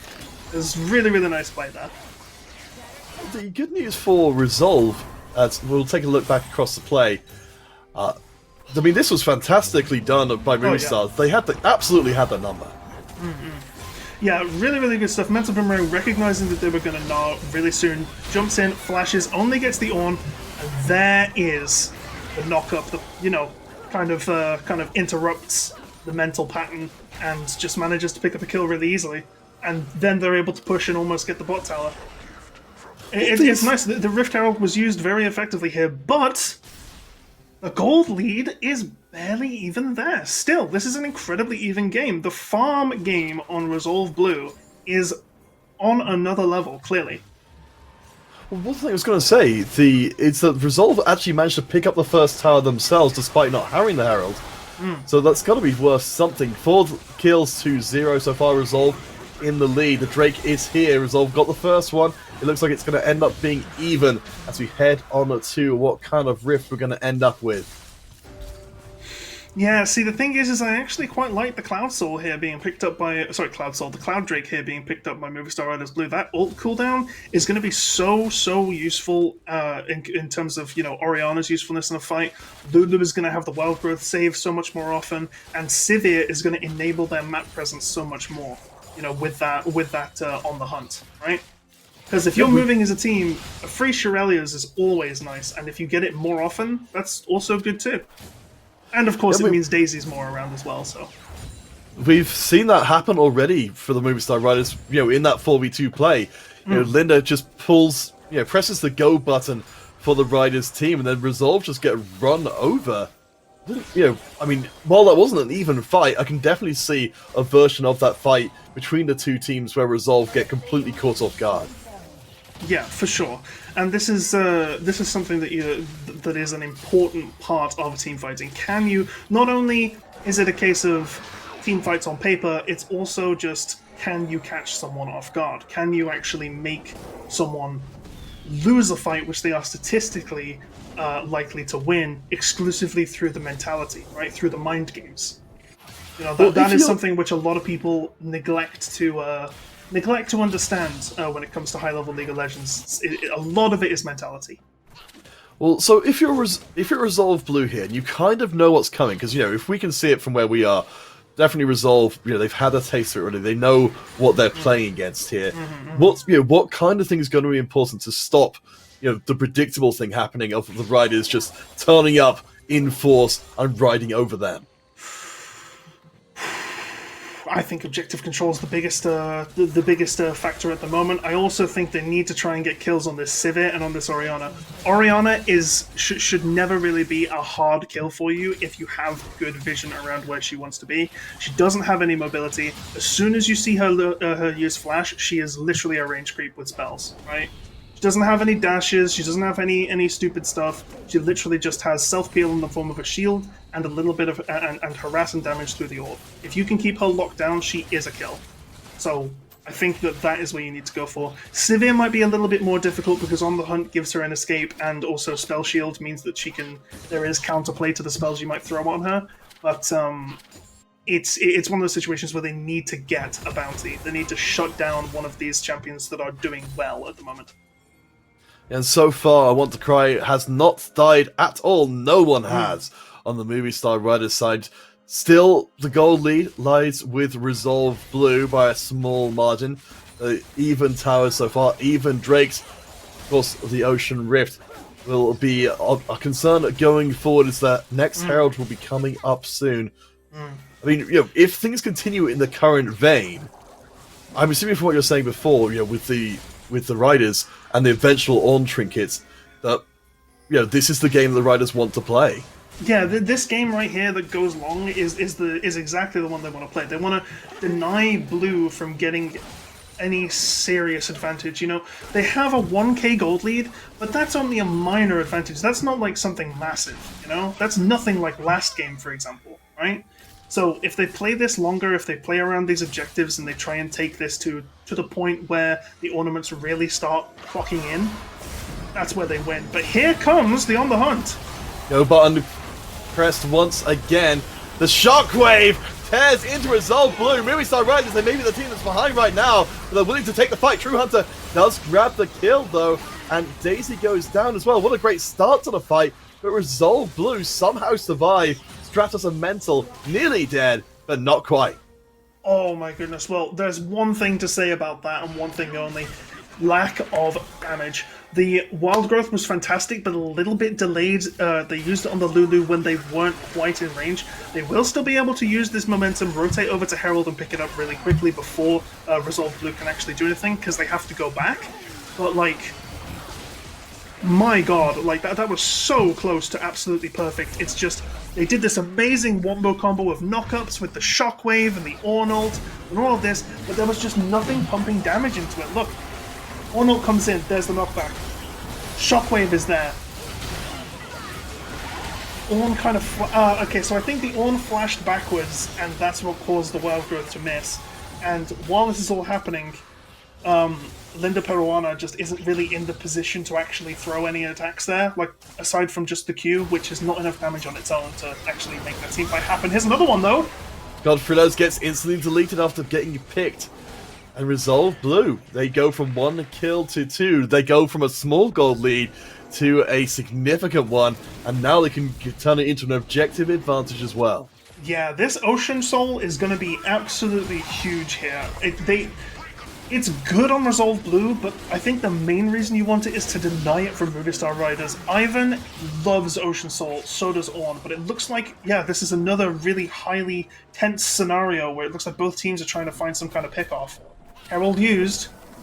And we know the Riders, they've shown us already how powerful their team fight can be, and it looks like they want to keep us in fully ARAM territory for the time being. This will give tower number 2 fairly quickly, I'd imagine. True Hunter's coming in, flanking around the side though, gets the stun onto the back line. Movistar Riders are suddenly in the fight they didn't want to take. It's going to be a denied tower push here. Stratos Panda on the Jinx is off to the side, the hook just misses onto Cry. That could have been another pick and another deletion. Yeah, there were 2 things I really didn't like about that fight, one for each team. One, Shockwave was not up, and I think Shockwave is such a huge part of your team fight on that Orianna and can literally be the make or break for kills. And they didn't have it, they fought without it, and they used everything else, right? So it's kind of like, okay, you've got Shockwave now, but now you need to wait for the other cooldowns to come back up so you can do some things with it. On the other side, on Resolve Blue, Stratos Panda only showed up at the end of that fight, and I feel like if she'd have been there the entire time, Movistar Riders could have thrown right there.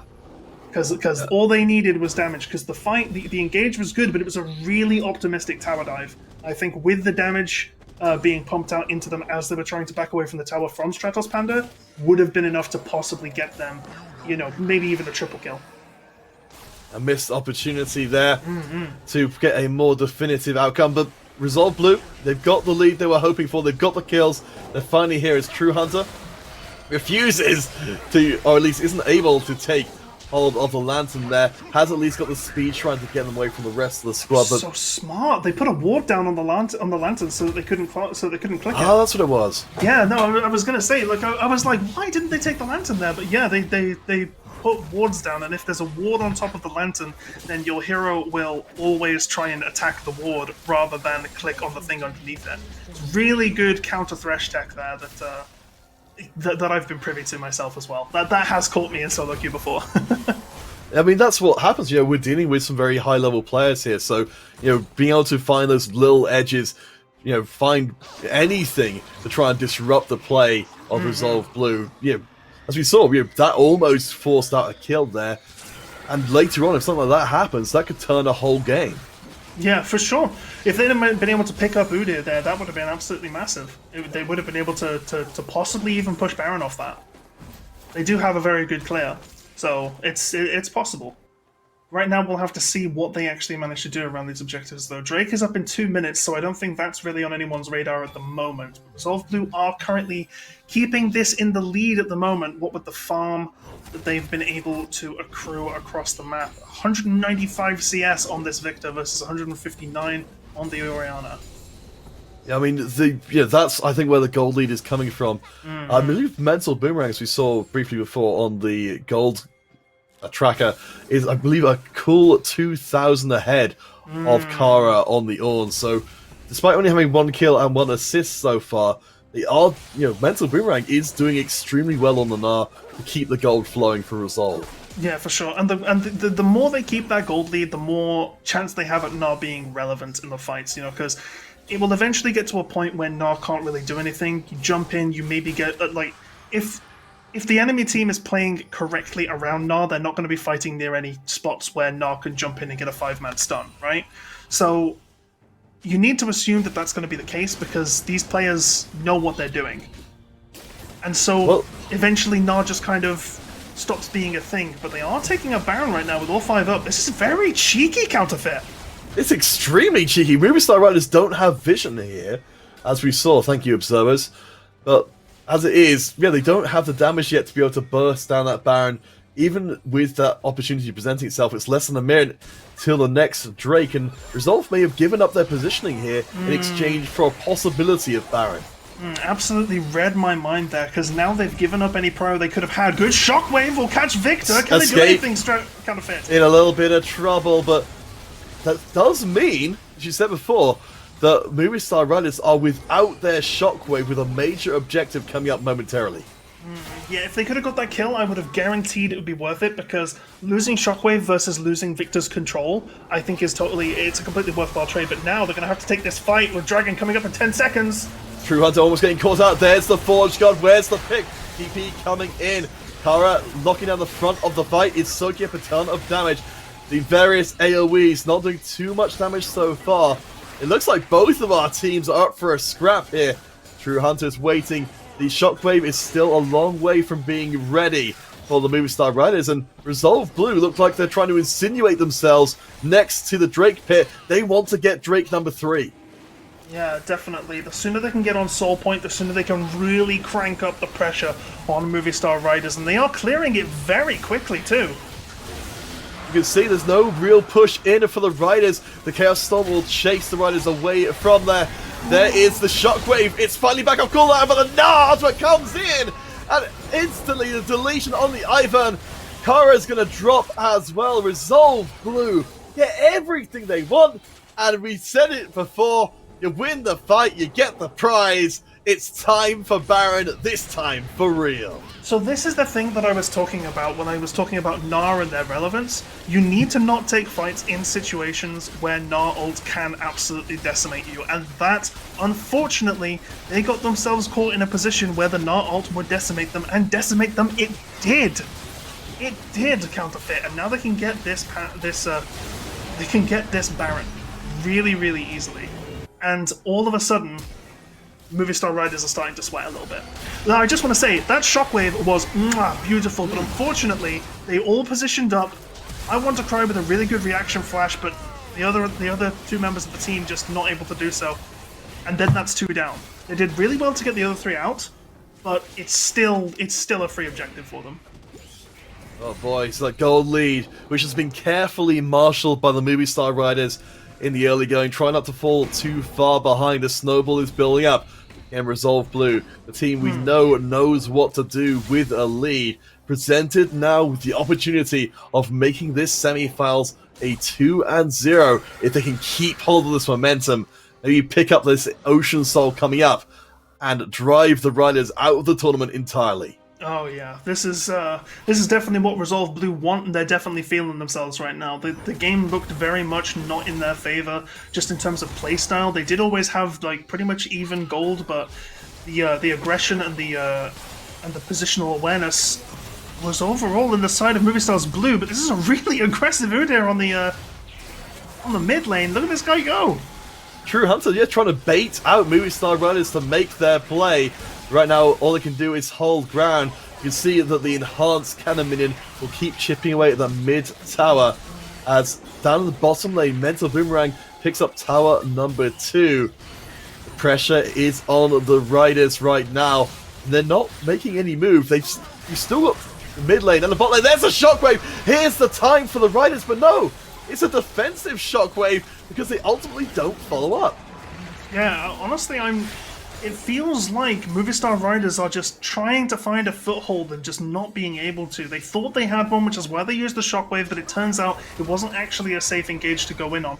So now they're going to have to rotate over to bot lane and possibly stop their tier 2, their inner-outer turret, from falling.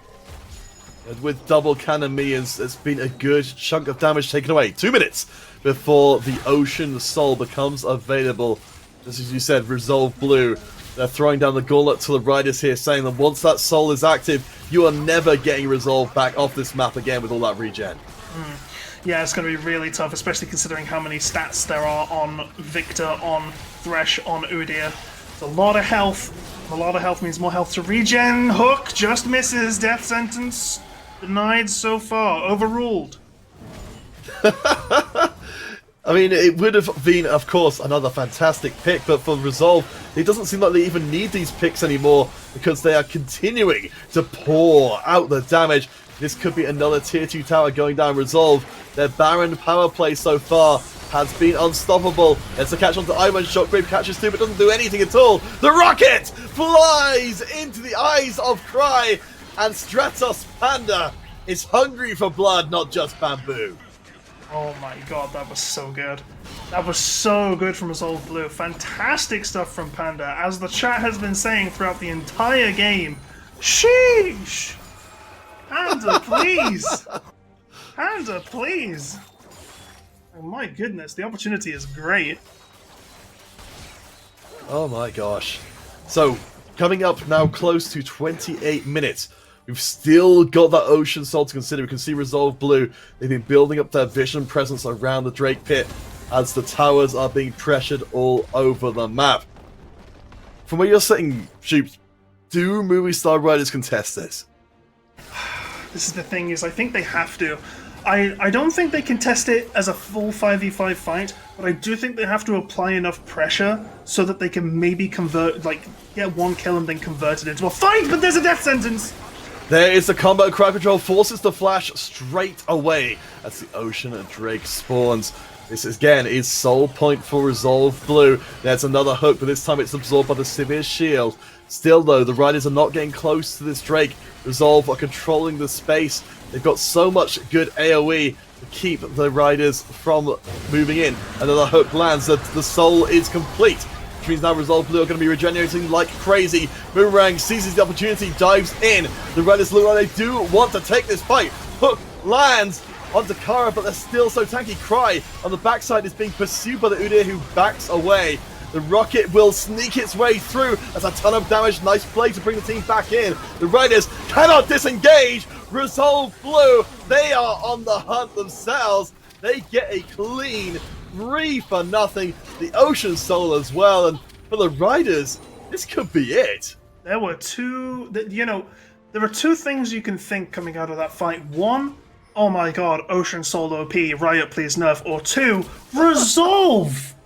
Resolve! Are you kidding me? Resolve! That was insane! The play was so good! Yeah, Riot can't nerf these girls, as hard as they may try. That Drake positioning was absolutely textbook. Amazing play from Resolve Blue here, and this could be looking at the end of the game, or at least a very good setup to do so, as this next Baron will spawn in 23 seconds. What a feeling it's going to be for Resolve Blue, up against the team that eliminated them from the last Huntress trials, to be able to get a dominating 2-0 win. That really sets them up as a team to be respected. Oh, for certain. For absolutely certain. This Resolve Blue came back with a vengeance, right? Fantastic death sentence here, Ornald in response, but the Drake's already down, and now with the Ocean Soul they have the ability to take this fight and more. Look at the sustain here. The damage is really slow on both sides, but it's slower being applied onto the side of Resolve Blue because of all this regen from the Ocean Drake, and then the attrition battle is won all at once. 3 champions down, and they just push it forward. And right now, there doesn't seem to be anything coming back from the Movie Star Riders, which seems to be indicating the late game promise we're hoping for. I mean, I suppose we've only just got to level 13. We've only just got to, close to be able to get these upgrades the Riders have been waiting for. But it feels like by the time we get this all up to full strength, that Resolve will have taken the whole game and the series. Yeah, and that's the problem, is that Resolve Blue are taking this Baron now because they recognize they're on a clock, I think. They want to shut this game out before they have the opportunity to pull it back, because Movie Star Riders, with their comp, will have the opportunity to pull it back a lot in future. The only problem is, and yeah, no, Severe's got her upgraded Kraken Slayer right now. So, this is like, at the point where it's starting to, tick-tock, tick-tock. There's a lot of value, a lot of invisible gold there for the Riders they'll be picking up over these next levels. Still though, you mentioned Ocean Soul in play, and of course those 3 Ocean Drakes as well. Resolve Blue They're going to be able to stay out in the field, continue to keep the pressure on the riders. I mean, do you think we have to wait for this Elder Dragon to come through, or is this push still good enough? This push right here, if played correctly, can end the game. I think Elder Drake is a formality at this point, or basically this securing of a risk. I want to cry. It makes me want to cry. Missing that shockwave. Oh, that's absolutely massive here. They need to play on the back foot now. And it's a testament to how far Resolve Blue have pushed the riders into a corner. They're having to go for such an edge shockwave, but without that ability on tap, the riders cannot defend. Here comes the Baronet minions. True Hunter into the base, takes the Lantern out again. True Hunter's been doing fantastic work to try and buy space for Resolve, and they're going to pay that off in it chunking down most of the inhibitor tower. Yeah, this is this empowered cannon creep is absolutely pulling its weight right here. Like, look at this. And whilst it's all so going much on, siege. The little cannon creep that could counterfeit.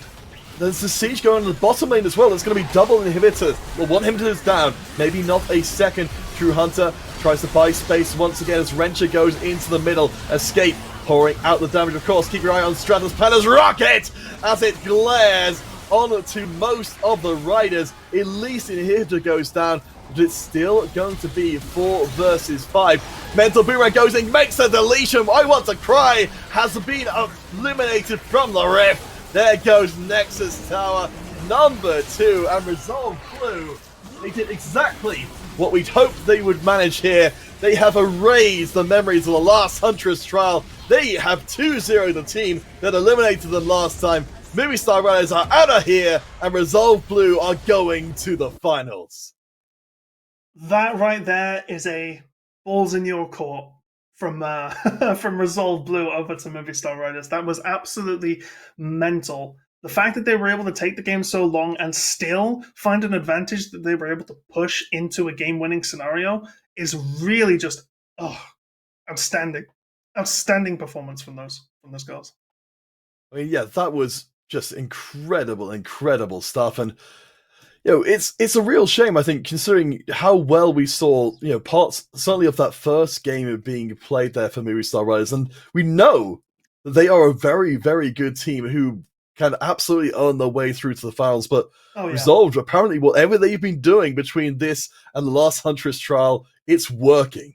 Oh yeah, they must have eaten some spinach from Popeye or something, because they are looking a whole other level of strong. It is unbelievable how much of a difference that we're seeing from the first from the first championship to right now. But they have done it. They have done it in style. They have secured their place in the grand finals. Do we know who they're going to be up against? Has the other side of the bracket failed? Completed. Well, so Galaxy Racer, they have fulfilled their promise coming into today's tournament. They have 2-0 their own semi-final, so we now know it will be Resolve facing up against a Galaxy Racer in the best of 3. As you said, coming into this one, even getting a win over Galaxy Racer at all, let alone winning a series, is an accomplishment. From what you've seen from Resolve so far, Sheep, do you think they can manage that and perhaps even get a surprise win? A surprise win is a stretch, I have to say. It would be a massive upset. We would go against the stats immensely. I do think they might be able to take it to 3 games. I think if they can take it to 3 games, that would be amazing. But it is kind of a situation where Galaxy Racer are just absolutely insane. Resolve Blue, I love an underdog story. I will secretly be rooting for them, but also, how can you root against Galaxy Racer when you've got such fantastic members of their team, right? Like, people in the stream probably know if they watched the last one, but did you see the interview with Giddy last time? How can you not cheer for that, right? How can you not cheer for Galaxy Racer? I mean, yeah, Galaxy Racer in every way are a team with their name writ large across the scene. But here's the time for another challenge to step up to them. Resolved have their opportunity to go through here and win the Lioness's share of the prize. £1,000 distributed between the top 4, but this best of 3 coming up after the break will determine who walks away with the £500 part of that prize. You do not want to miss it. Huntress Trials concludes in the series cut starting after this break.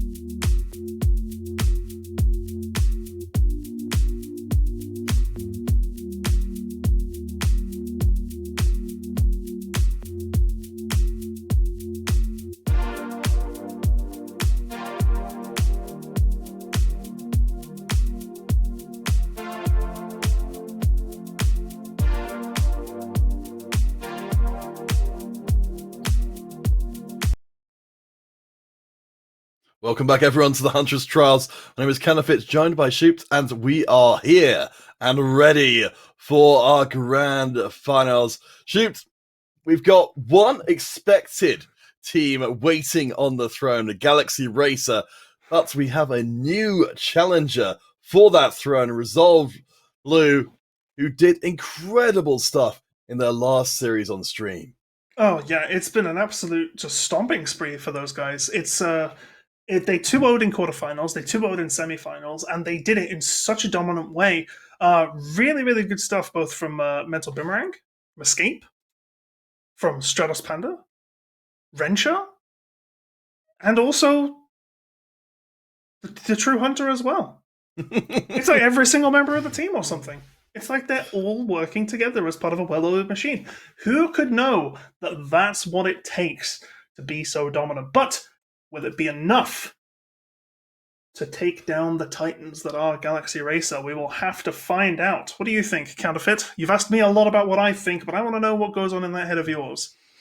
Well, the thing which I'm bringing to mind right now as we try and find that path through to the Golden Throne, to not, firstly to get that first win against Galaxy Race, which so far hasn't happened in the Huntress Trials, but then to maybe even get the series as well, is I'm drawn back to Mental Boomerang, the top laner for Resolve, who has shown that they are able to play multiple different styles of play, like very dramatically different styles of play.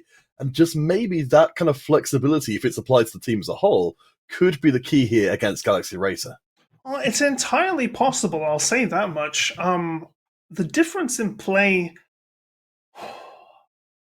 Maybe you use game one as science, right? Maybe you go in, both arms swinging, doing the thing that you're comfortable in and see how far it goes, right? And then depending on the response in game one, you adjust it on game two and you go, right, okay, that's data, we're learning the matchup, and then possibly do something different there.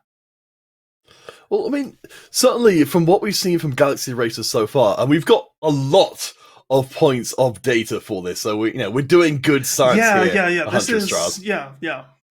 So we know that they will be aggressive from the very beginning. They will be looking to steamroll the game in every single way as quickly as possible, as destructively as possible as well. So if we know one game plan, all that remains is to try and figure out what the other side of that equation should be for Resolve. Yes, precisely. I'm sorry. You may notice that I just went through all 5 stages of grief in the space of about 10 seconds, and that is because I have the Pro Draft open on my other monitor and I just saw a certain thing get picked that I was incredibly terrified of being allowed through and into the draft, which I will talk about more when we actually do get into the draft. But my god, this could be a hard first game for Resolve, I'll say that much. I mean, well, let's talk about some of the picks we've seen so far work extremely well for the Resolve squad. Of course, we had the Rek'Sai in our first, the first series. We got to see True Hunter destroy that's a signature on True that Hunter. pick. That's a signature True Hunter champion by now. Yeah, that's they've made a name for themselves as a Rek'Sai player, I think. But as well as that, I think while Escape has done some pretty, very, very solid work so far. Their death numbers are incredibly tiny across the tournament. But out of that last game we saw, they actually ended out with the best record on the Victor, 4-0-7. I mean, that's an incredibly crisp play from their mid laner.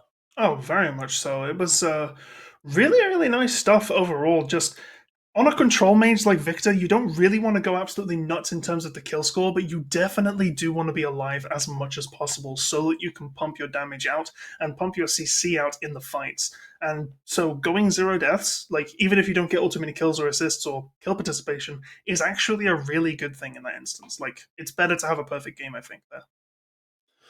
Of course, we've got Stratos Panda and Wrencher down the bottom side. They've been incredibly solid for the team overall so far. And again, made out of that game with 0 deaths as well.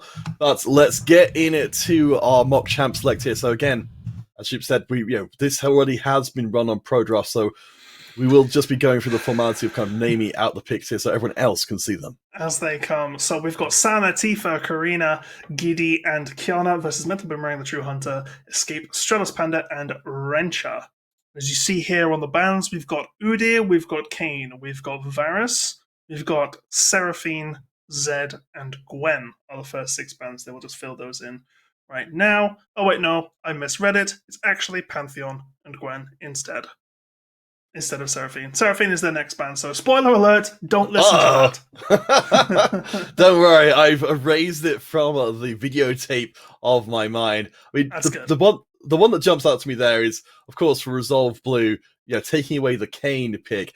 That has been a nightmarishly strong pick for Galaxy Race for as long as I've known them. Yeah, Karina is there's the pick I was worried about. Sana set. It's unfair, it's gross, it's disgusting. Sana's set is disgusting. It's so legendary.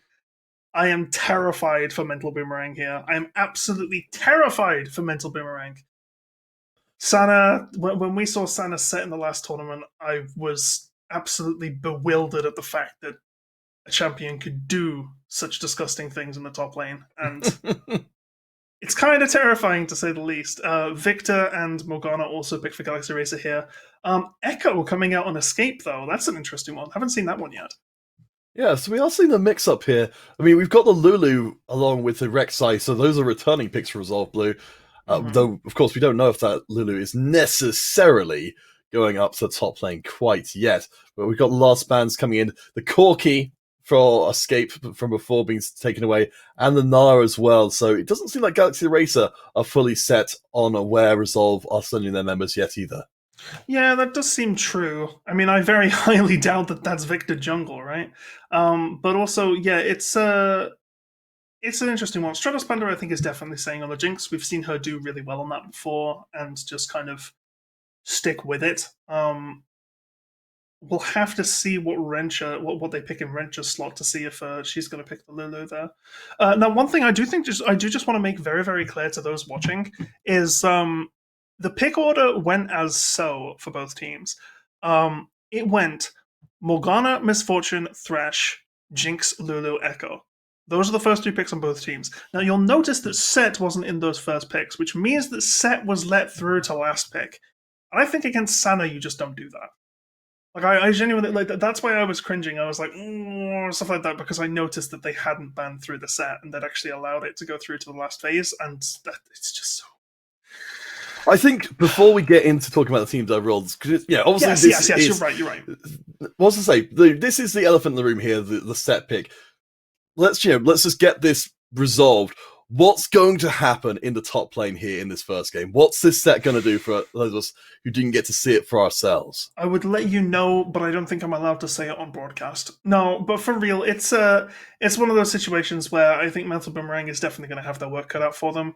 The harass, the sustain, the just knowledge of how to play set. On paper, Lulu should win this hands down, but I really think that Sana can just make something out of nothing all the time on set. It's not just the laning, it's the positioning, it's the Rift Herald knowledge, it's the awareness, it's the fact that they have TP to contest early Drakes, it's the fact that they have TP to get ganks on bottom even as early as level 3 if they really want to, with that Facebreaker E. There's just so much that can happen on Sana's set here. It's diabolical. And if they get ahead, they can just walk forward and start hitting Mental Boomerang. It just is what it is. But yeah, let's look at the rest of the teams. Sorry, the rest of the matchups, I should say.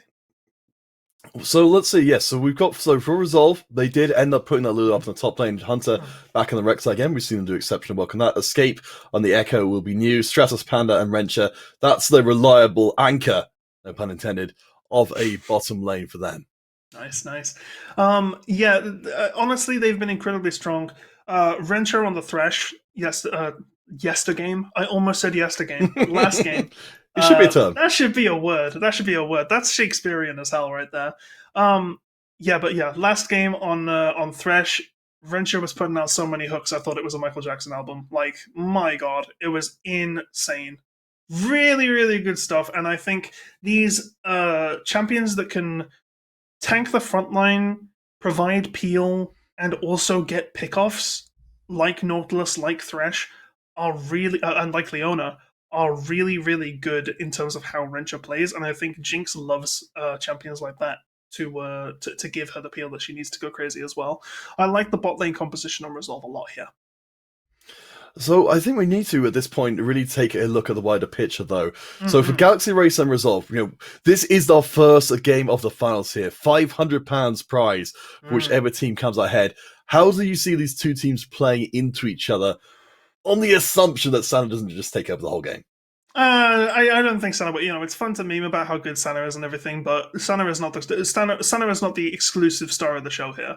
Tifa is an amazing mid laner. Karina with this Morgana jungle, the ganks are going to be absolutely nuts.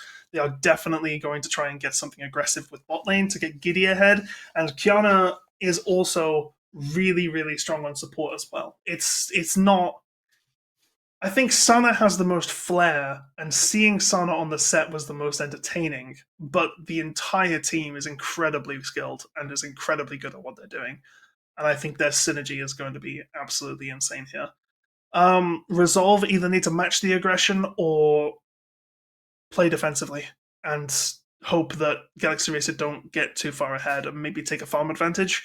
I think Morgana has much more active ganking potential in the early game. I don't think she can really do much to Echo though, because Echo has a good, reliable way to get out of to basically get out of the Victor stun and also dodge her route. I think this all really comes down to who gets ahead in the bot lane. Okay. I mean, certainly, again, for anyone who's just tuning in for the finals, certainly Resolve come into this one as absolutely a massive underdog team compared to the history that's been put together by Galaxy Racer EU across many, many competitions, across many, many games. They have come in like an absolute force of nature.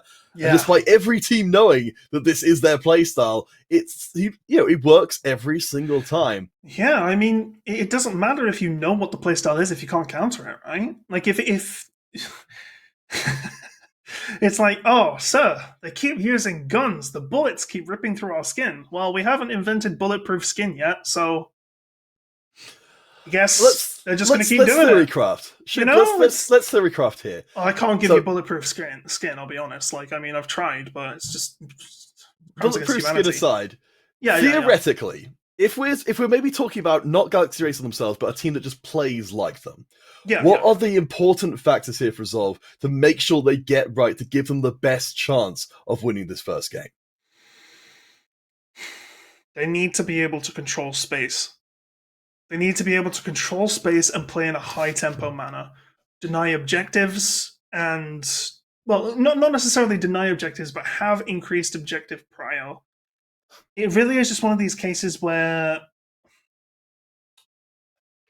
you either need to you either need to win on draft, like you need to very severely outdraft them, or you need to be able to rely on your level of skill with the champion to get ahead in your lane and then keep that momentum and make sure you don't make any mistakes. So in a way, the fact that Galaxy Racers are the one to be and that Resolve Blue know all eyes are going to be on them is in itself a way for Galaxy Racer to win, because if they start getting ahead, the nerves might just set in. They might make a mistake, and Galaxy Racer will be ready and waiting to snatch that victory out of their mouth.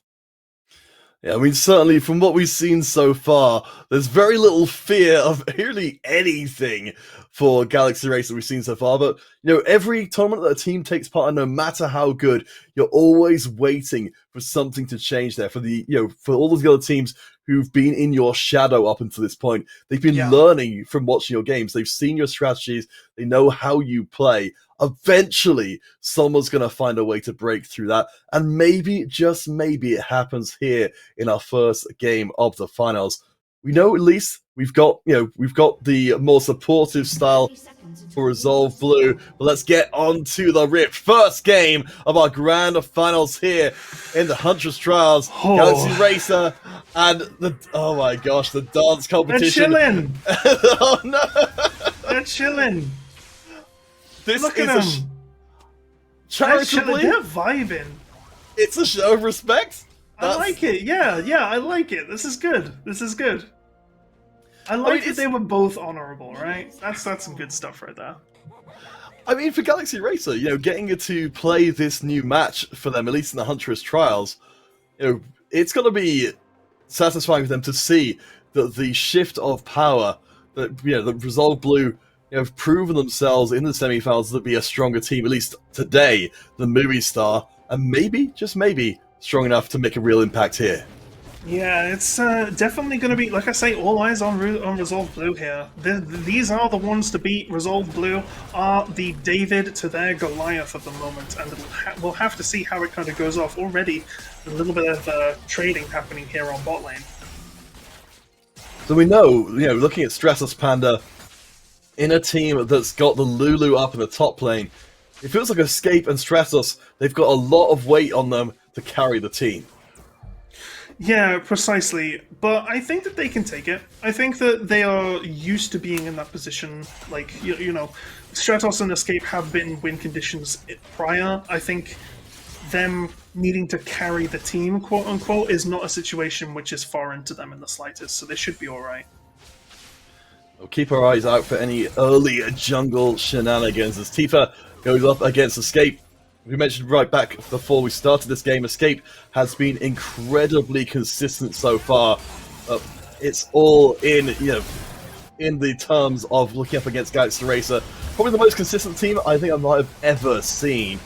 As the early trade actually goes pretty nicely. The Hook champions looking at each other. It's actually Galaxy Racer's bottom lane which come off the worst. Yeah, that was a really nice trade there from the Jinx. And this is the thing about MF in the early game. She doesn't really have that extra scaling and extra base damage on the love tap to actually make it worth switching targets in a trade situation yet. As the game goes further, as she gets more items, that will change, however, and she'll be able to seriously get some good trade damage and eventually harass her way to a kill. I'm curious to see how Giddy does here because the misfortune with all of this setup feels like she's incredibly well put in as we have the first gank coming through from Karina, and that's going to be instantly turned into the kill. True Hunter is coming, but it's going to be tough to try and turn the play. Goes back in. The TP comes in, creates Giddy. Stratos Panda is trying to hold back from the fight as True Hunter, I think can't quite get away. Mental Boomerang gets a kill on Kiana. It's turning into a bloodbath. Flashing forward to double kill for Tifa. Resolve Blue step up to take the fight, but they live or die to regret it. That was an amazing turnaround by True Hunter to show up and come in, as well as just... Oh, look at this. Okay. Fantastic gank from Karina. Immediately puts the spell immunity on Kiana to give them the agency to get the hook off and not get rooted by the Jinx traps, right? True Hunter comes in, immediately flashes, searches for Giddy because they know they're the high priority target. Look at all these TPs. They're coming in from all across the map. Mental Boomerang is in, hitting Kiana, but then Tifa and Sana are both here and just do everything they need to do. They are just dominating. The set damage is insane, and they put the kills on the Victor as well, which is going to really help out their mid lane. That was absolutely fantastic. I have to say, that rotation from Resolve Blue was amazing, but Galaxy Racer just committed so much more, and it was so much more effective. So now with 3 kills on Tifa, how much is this going to warp the early game here for Galaxy Racer to have one of their main carries already so far ahead? Yeah, that was just an absolute rumble. That was absolutely insane on the bottom lane there, right? Like, so much going on. Sana and Tifa have decided to lane swap. I feel like Set into Echo is probably a better matchup than Victor. Oh my god, look at that stun! You see what I mean? Escape's in trouble. Where's the shield? That's it's not very time. Against an Echo, are you kidding me? Walking up and getting this... What? On the mid lane? This should not be allowed. Galaxy Racer, though, they've got the positioning now to push the mid tower while taking the Ocean Drake. This is Galaxy Racer writ all over. They've taken the early advantage. They will go and take everything now that they can. Yeah, and they know Rek'Sai's not here. They know Rek'Sai's not here. They know that it's an easy free Drake. They're gonna take it, and then Rek'Sai's gonna be like, oh no, because now it's gone. And what can Rek'Sai actually do here? Right now, they just kind of sit around, get the scuttle. The scuttle did just come up, so it's good timing for them, but it kind of puts a pin in what Rek'Sai can actually get accomplished across the map now, because the objective's already gone. So let's take stock of where we are 6 minutes in, which is usually about, in terms of other games played by other teams, we'd probably be about 12 minutes in. We're up to 12.4k for Galaxy Racer, 3 kills. And 3 kills for Tifa, 2 kills for Sana. Resolve Blue, they're already in a major trouble, as we've got the mid laners trading heavily with each other. Escape so far with 2 deaths, has only managed to get this single assist. Yeah, it was a good trade considering Victor used ultimate and Escape didn't, but it's not a good trade in the sense of Tifa still won that trade, I mean, Tifa's so strong right now. True Hunter can see them with their ground vision. They haven't seen True Hunter going in. Oof. There's a good use. Immediate Thresh Lantern, the synergy. Well, this is a team that's played. This is a team that's played together for such a long time at this point. If there's anything, which lets them show how synchronized they are with each other, how instantaneous those reactions will be. That was like a frame It's going to be done lantern right there.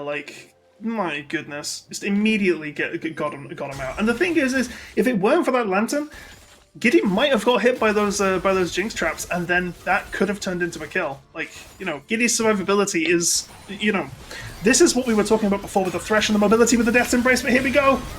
When she gets caught, there is MF dropping down the absolute major damage. I mean, that's only the barest of taste there of what the bullet time's going to be able to do later on once these big team fights come through. Sana's pushing up in the top until Boomerang and True Hunter will find Karina, but it was just walk away, actually managing to lifesteal off of those jungle creeps, as True Hunter doesn't want to fight Sana even right next to the tower.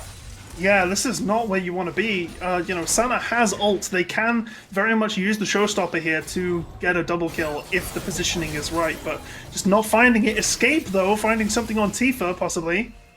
Yeah, going very, very aggressive. Has been trying to trade repeatedly. Oh my god, the credit. They were trying to bait the ult there. They were totally trying to bait the ult there, because it would have been such a good hit. Yeah, and I think Escape maybe realised that at the last second. Yeah, backed off instead of committing him for the play. Fantastic trigger discipline to not just push the button there. Even I was expecting it, I was like, oh, that's definitely an ult there, but no. Well, Tifa doesn't have an ult anymore. Using that for harass there. But it doesn't seem to matter. Galaxy Racer, they still got complete control over the top side. They're going to lock down this first Herald, even with Tifa recalling. The only good news I can see here right now is, I would say that Mental Boomerang with the 2 kills is something, but they've fallen dramatically far behind on CS. It's only the bottom lane that seems to be able to hold steady for Resolve. Yeah, for sure. And this is the thing, True Hunter got the Raptors there, but didn't actually check red. If they'd have checked red and stolen it, that might have actually been that might have actually been something right there, because Karina did steal their red, so they might actually be able to get something back, but Rek'Sai quite behind on farm at the moment, 59 to 67 at only 10 minutes. And already the game is kind of shaping up. We're looking at a 3.6k gold lead here for Galaxy Racer. And I have to wonder, looking at this game here, and Mental Boomerang, of course, suffering under the predations of Sana in the top lane, whether we might get to see in Game 2 Mental back on a more carry style to be able to really contest Sana face to face, because right now they're just having to suffer and try and hold on to their tower for as long as they can. Oh yeah, it's definitely a defensive position that they're in, but that's not necessarily a bad thing. Nautilus is very good at punishing overextensions, and maybe that's what they catch Giddy doing. Maybe when they don't have Thresh around, or maybe when Rek'Sai's coming in like they are right now. Counterfeit, over to you. Fortunately, the sweeper will find the ward. You know that Kiana actually goes forward, therefore indicating that this is the fight Galaxy Racer want to take. Karina comes in from the side, nice route onto the Jinx. There's a bullet time cutting through. Resolve Blue. Wrencher drops TP. Maybe a mistake here from Resolve, because Mental Boomerangs put themselves in the path of Rage. Sana goes under the tower. Showstopper drops them like it's nothing. Ruckus Red Glare will get Stratus Banner a kill back at least. The Herald will smash the tower. Galaxy Racer, they are firing on all cylinders. Whoa, just absolutely insane right there. The team play, the teleports, just mental. And then they're going to get this tower before 14 minutes even go across. That's so much extra gold in this MF. Like, look at the gold lead right now. 5.8k, 11.5 minutes. Like, what is happening? It was just phenomenal right there. Everything that you wanted to go right for Galaxy Racer in that team fight went right. And now the Drake, the Infernal Drake, is on their side as well. What soul do we have this game? We have Mountain Soul, which is something they're very, very interested in. Cloud Soul not too good for them here, I don't think, just because they don't have ults which really synergize with it. So Mountain Soul is good RNG here, definitely. Yeah, it's the mountain that Resolve Blue have to try and climb to take this first game of the best of 3. Karina will use the Black Shield to avoid getting knocked up, but the damage will almost punch through. Escape just gets the ult off in time as True Hunter is brought back onto the tower and deleted. That is Resolve Blue trying desperately to make a play stick. Ladies and gentlemen, okay, we're just going to take a look at bot here right now. Really good hook in by Wrencher. The ultimate comes out, but it's just too little too late because a lot of damage from the bullet time is there. Stratos Panda doing nothing but running away. Same can be said for True Hunter. A little bit of an optimistic team on Mental Boomerang, but Sana just runs forward and does everything they can. Uses the ult to get away, but Stratos Panda had the vision because of the creeps and the control ward and knew exactly where to rock it to at least pick up that kill. Stratos Panda doing, making the best out of a bad situation right now, so that's quite good for them at least. So for Mental Boomerang suffering up in the top lane, Sana has now become the rest of Resolve Blue's problem. No. There's the catch onto Mental. They're just locked into place. They at least get their ult off, trying desperately to wait for reinforcements, and they do make it. Karina, I think, will get the kill, but it's going to be at least traded back. There's the bullet time again! This misfortune of Giddy is just doing way too much. Double kill. Karina cleaning up that fight. Wrencher and Escape in major trouble. Escape is cut down by Giddy, filling them full of holes. The double kill for Giddy, and it's made to look so easy. Galaxy Racer. I am agape. I cannot believe that the blast cone over the wall immediately responded to by the Soul Shackles on 4 champions? Are you... And then to get the ace as well with only 3 champions on top lane while the rest of the space is being used? This gameplay is nuts! Absolutely nuts! You could call Galaxy Racer squirrels at this point. I'm without words on how well they're playing. Sana, again, going absolutely nuts. Sana, even 1 versus 3. A little bit of assist from Tifa there, is still able to walk away. The Stride Breaker, the Mercury Treads, that's all it takes for Sana to be an absolute titan on the Rift. She only has 1 item! She has finished boots and 1 item, and look at what she can do. It's insanity. It is pure insanity, Galaxy Racer here. Just the level of play, the level of understanding is... Oh, it's so advanced. It's 5-head. That's the only thing I can say. It's 5-head. Those are some strong words, some fighting words, but worthy, I suspect, of Galaxy Racers. They continue to do what they do best, which is put games down incredibly quickly. Result, they're looking for something here, but they're being kept at bay. All this crowd control. True Hunter gets hooked before they can go in themselves. You see the Wrencher's already low health coming into the fight.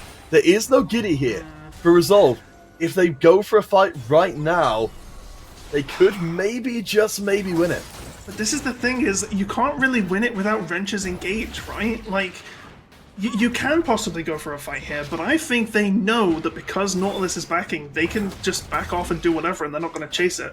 They know that they're in such an advantageous position that they can't realistically make the argument that they want to go in and start something without at least having the lockdown that Nautilus provides, because they don't have it on anyone else. The only other character in their team they have stuns on are Jinx, which is unreliable and it's a root, and Echo, which is, again, unreliable. So it was really smart awareness there. Giddy letting it rip like it's Beyblade. Look at this.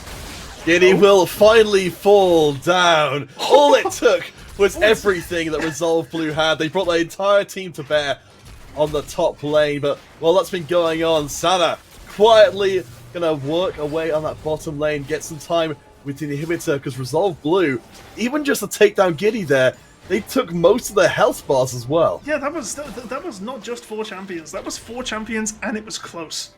You know, like it's not even like, oh well, you know, 4 champs for me. It's that was like not an easy pickup. It was a good pickup, and it was an important pickup, definitely, but it was by no means easy. And on to the next objective. Galaxy Racers so far have dominated every single one of them so far. This will be, of course, moving Galaxy Racer into Mountain Soul territory. Resolve Blue, they're so far behind this point. It's beyond belief. Hoping to hold on for a brighter tomorrow, because right now, the day is looking pretty bleak. That is going to be another kill for Sana, but Panda is up, is still fighting. Tifa coming in from the side means this may be more of a mistake. Trying to get the kill, no! Tifa's got too much damage. Do take Sana, though. Wrencher's going to be traded across. That does mean Mental's now got their 3rd kill, but it's not what you wanted the kill to be. Yeah, but this is the problem, right? It's like, oh, well, we've spent 3 champions. You know, if you think of champions as a resource, right? We've spent 3 champions to kill Sana here, and Sana has, you know, played amazingly throughout this entire thing, right? But the thing is that Tifa got 3 kills in response, right? Like, this is the problem. Sorry, Tifa got 2 kills, Set got 1.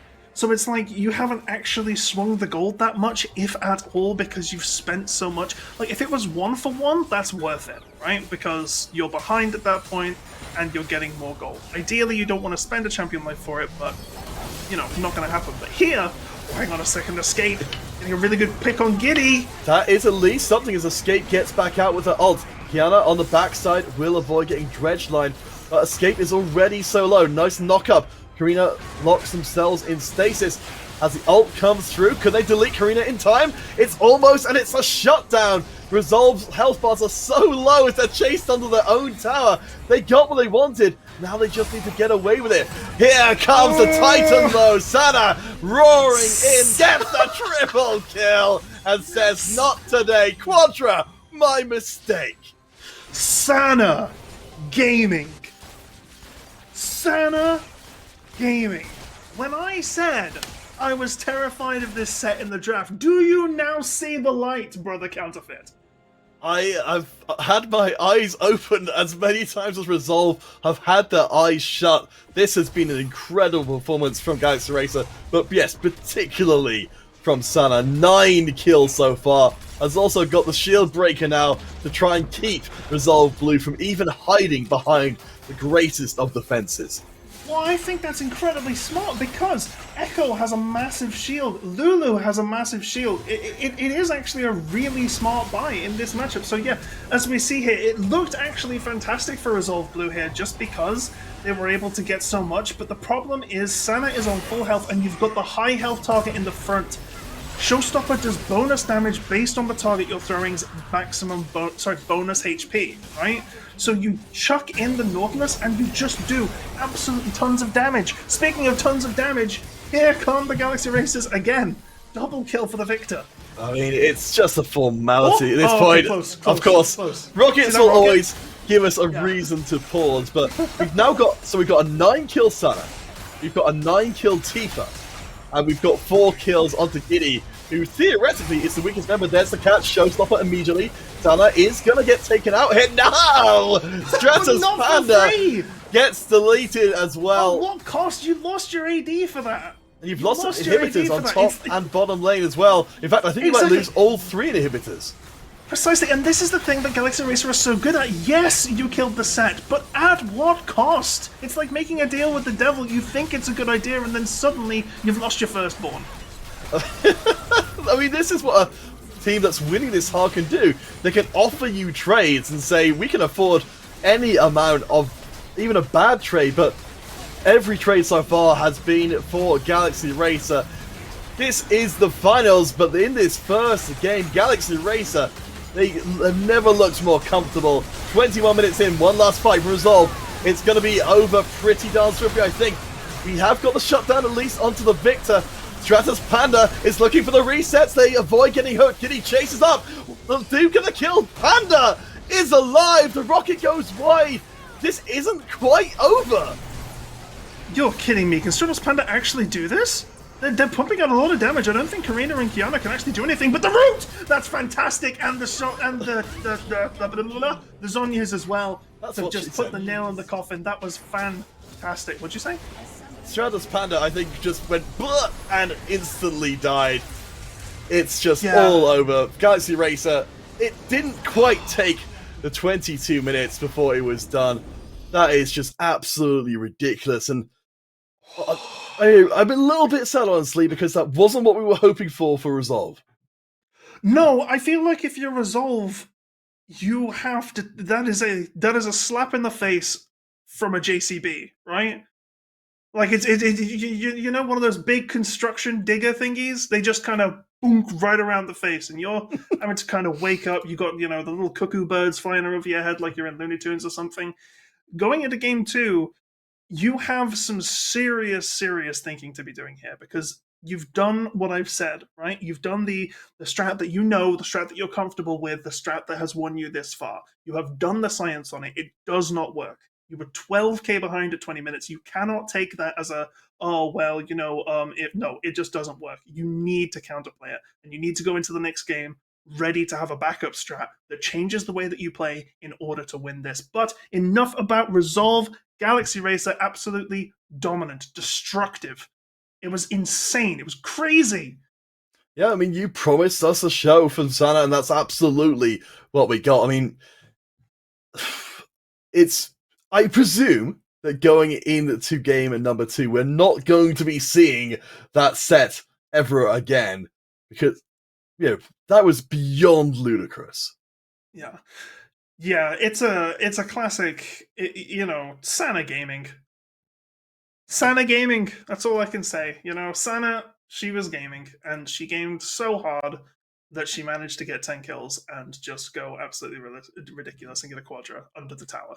That was a quadra under the tier 2 tower, Counterfeit. I think that is not supposed to happen. Riot did not make this game with that in mind. I think Sana has made quite the impression in game number 1, but do bear in mind, dear viewers, that we are not done yet. There is still a chance for Resolve to come back. It can certainly, that is true. Game 2. It can only go better than game number 1. So do stick around. Huntress trials will continue in just a few short minutes' time. Resolve Galaxy Racer, battle for the crown.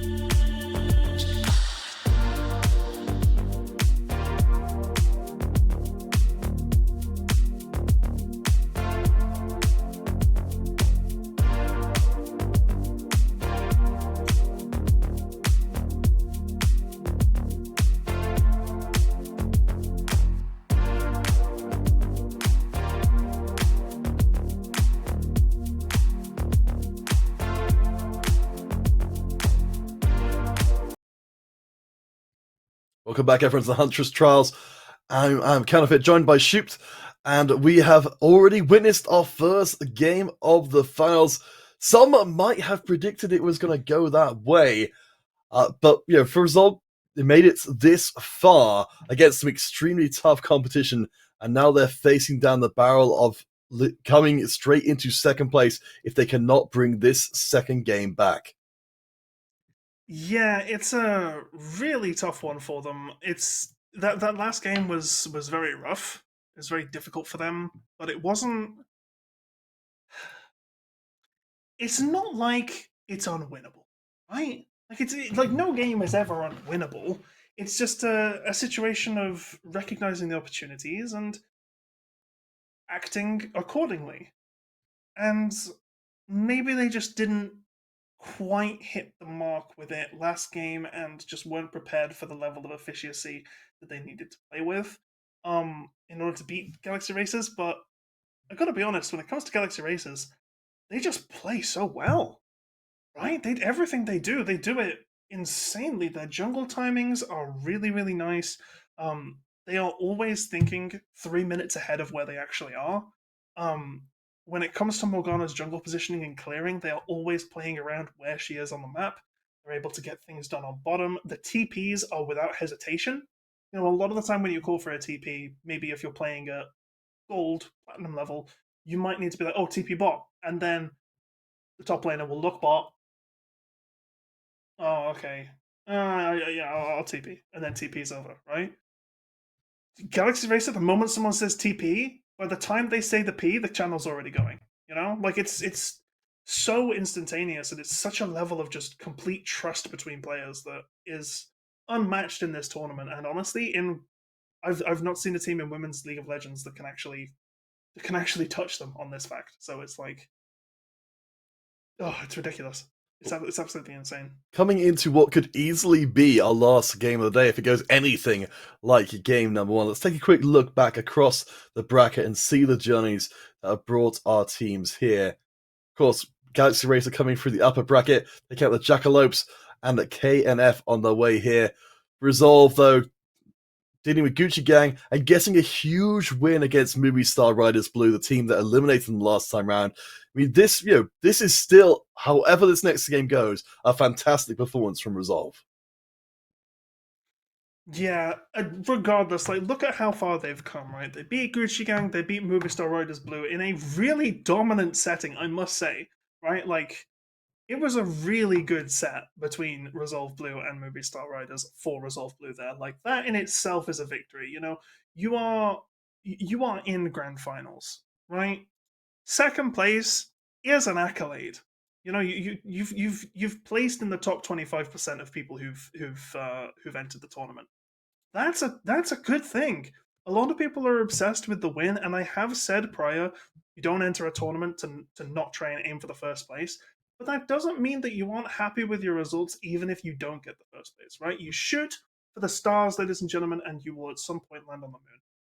Yeah, I mean, it's still, even if Resolve don't manage to pull this off here, that's still £250. But, we've got to give them the benefit of the doubt heading into game number two. Certainly, there's a lot of changes that we'd maybe like to see in this next draft. I mean, for you, what are the biggest things you'd want to see Resolve change for game two if they're going to manage to win it? Biggest thing I'd want them to change. I think they need a more. I think they need more lockdown on their team. They're relying a lot on Renter to be like almost 100% of their lockdown, and I think that is not bad in the bracket which they've been playing in before because she's really good at supporting and is really good at these high lockdown champions. But you're taking a top laner who has no stuns in the form of Gnar, or for example, last game they had Lulu, who did they yeah. have top last game? Lulu, yeah, no stuns. You have a slow, but you don't have any hard crowd control, right?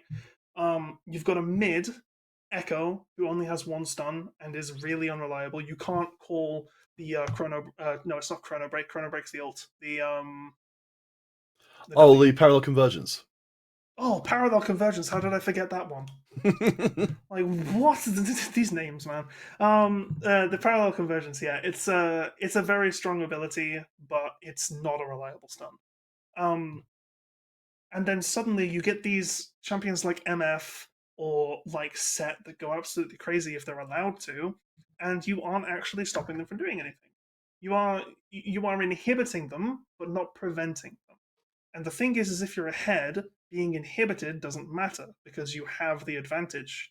The overall balance, the scales still tip in your favor, and that's not where you want to be. So I want to see them draft more crowd control. I want to see them pick a support that can lock people down as they have been. I want to see a jungler with a big team fighting ultimate. I want to see a mid laner that has a stun. I want to, maybe Xerath. Xerath, I ironically think could be good in the mid lane. He's got stuns, he's got slows, he's got a lot of effective range as well, meaning he can be in the fights from a distance, right? Hmm. From a safe range. It's just I feel like a lot of the things that they pick need to change here. I mean, I guess, a big question to put is, and I guess I've been pushing this because I just enjoy seeing it so often. Is, do Yeah, we yeah. see that top lane switch out of supportive style for a more carry focus instead for Resolve? Mm, I I believe in Mental Boomerang's ability to do so. I think that they are more likely to keep on a supporty slash tanky role against Galaxy Racer, just because I think that Sana is such a dominant force that trying to go carry against her is like it's like trying to steal treasure from a dragon, right? Like, if you do it, you'll be the richest person in the village and you'll get to marry the king's daughter and all that kind of thing. But you have to get past a dragon who eats humans and treasure. And it's like, it's just such a mountain to climb, right? Like, if you can just kind of play it safe instead, open up an armor shop, sell to the people who want to go and kill the dragon. This is getting way too out, like, I'm digressing way too much we here. are we're going pretty far down that road. It does seem like you end up Yeah, being I just kind of went with it, and then I was like, wait, that doesn't make any sense. Shut up, Mel. well, I don't know. I mean, it sounds like you're just kind of in a roundabout way saying they should play Ornn up in the top lane if we're gonna go full. Ah, you know what? I gotta say, that's not bad actually. Yeah, you know what? I was thinking about the Orn, and I definitely am not sticking to that story now. That's good stuff.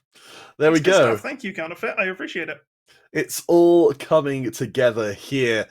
I mean, I do agree with you. It feels like we're going to need to see some pretty major changes. And looking back to that game number one for Resolve, they were drawn into these early fights, which it feels like Galaxy Racer thrive in. They know exactly how much damage is going to come at any given point and exactly how far they can push their luck.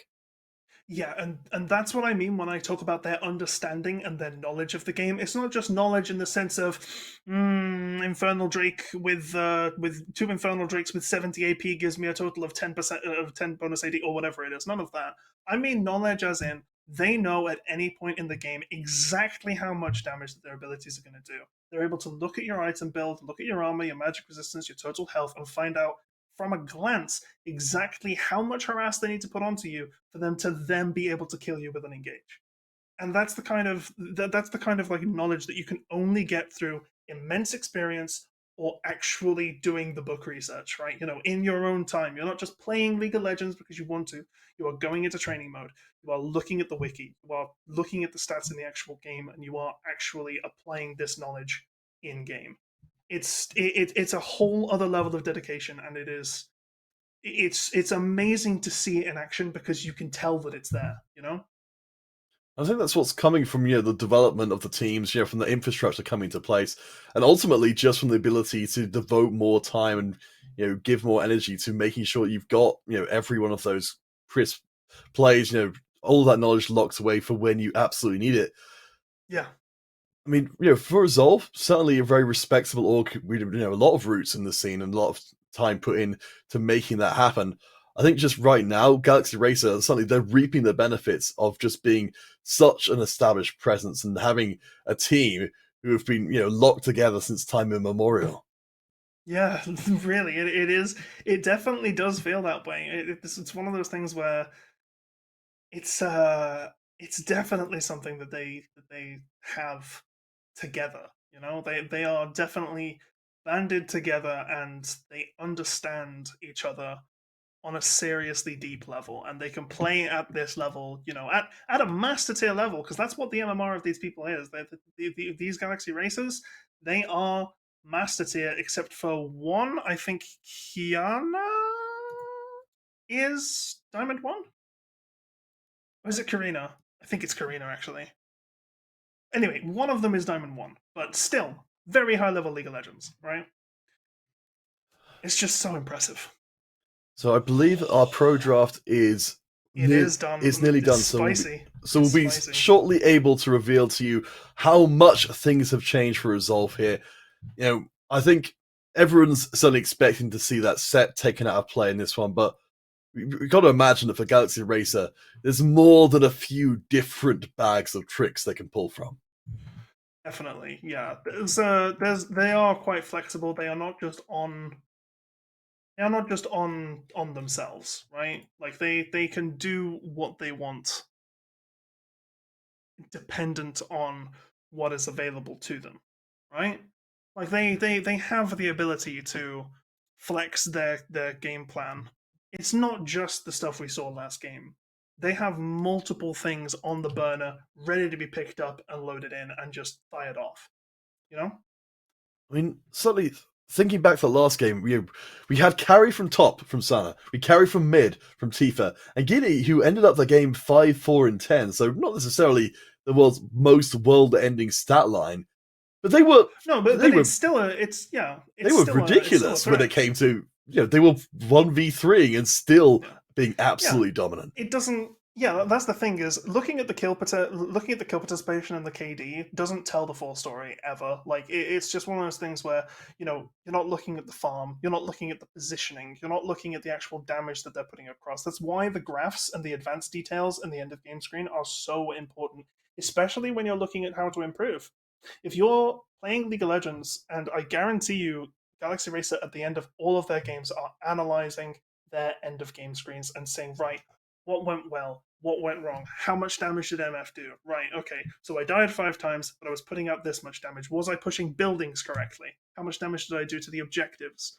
And these are the kind of things which you need to kind of play to. It's like, oh, well, maybe I don't get too many kills on champions, but my building damage and my damage to objectives, my positioning around those are really good. Awesome. I know I don't need to work on those. How do I work on the other thing? And that's the thing. They're constantly adapting. They're constantly learning, and they're constantly moving forward as a team and as players. And from that last game for Resolve, I'm just trying to to look back through those numbers, through those graphs, and try and salvage what good news there was there. At least we did see from Stratos Panda that as much as Galaxy Racer kind of tried to catch out Resolve bottom lane by offering them opportunities which turned out to be poison chalices, Stratos Panda and Rencha, they were willing to go for opportunities, even if they weren't they were kind of punished for them in this case. They were not they weren't hesitating. They were trying to set up plays for themselves. They were trying to get ahead and being the best part of a otherwise fairly disastrous game. Mm. Yeah, and that's the thing is that's the thing is Stratos Panda is really really good on that Jinx. She definitely is good on the sticks with that, and it's you could tell, right? Like even at the end of the game, there she was actually picking up kills and she was doing good stuff. Um, she just needs to. If the rest of Resolve Blue can give her the space that she needs to shine, then they might actually be able to take a game off this, or at least pull it really, really close. Just needs to get there. All Just right, needs to get there. so we're in to our second pick and ban of our grand finals here today. £500 prize for first, 250 for second. There we go. The set has Yeah, left the building. Set Pantheon and Gwen. Do you think they might be banning for a certain person?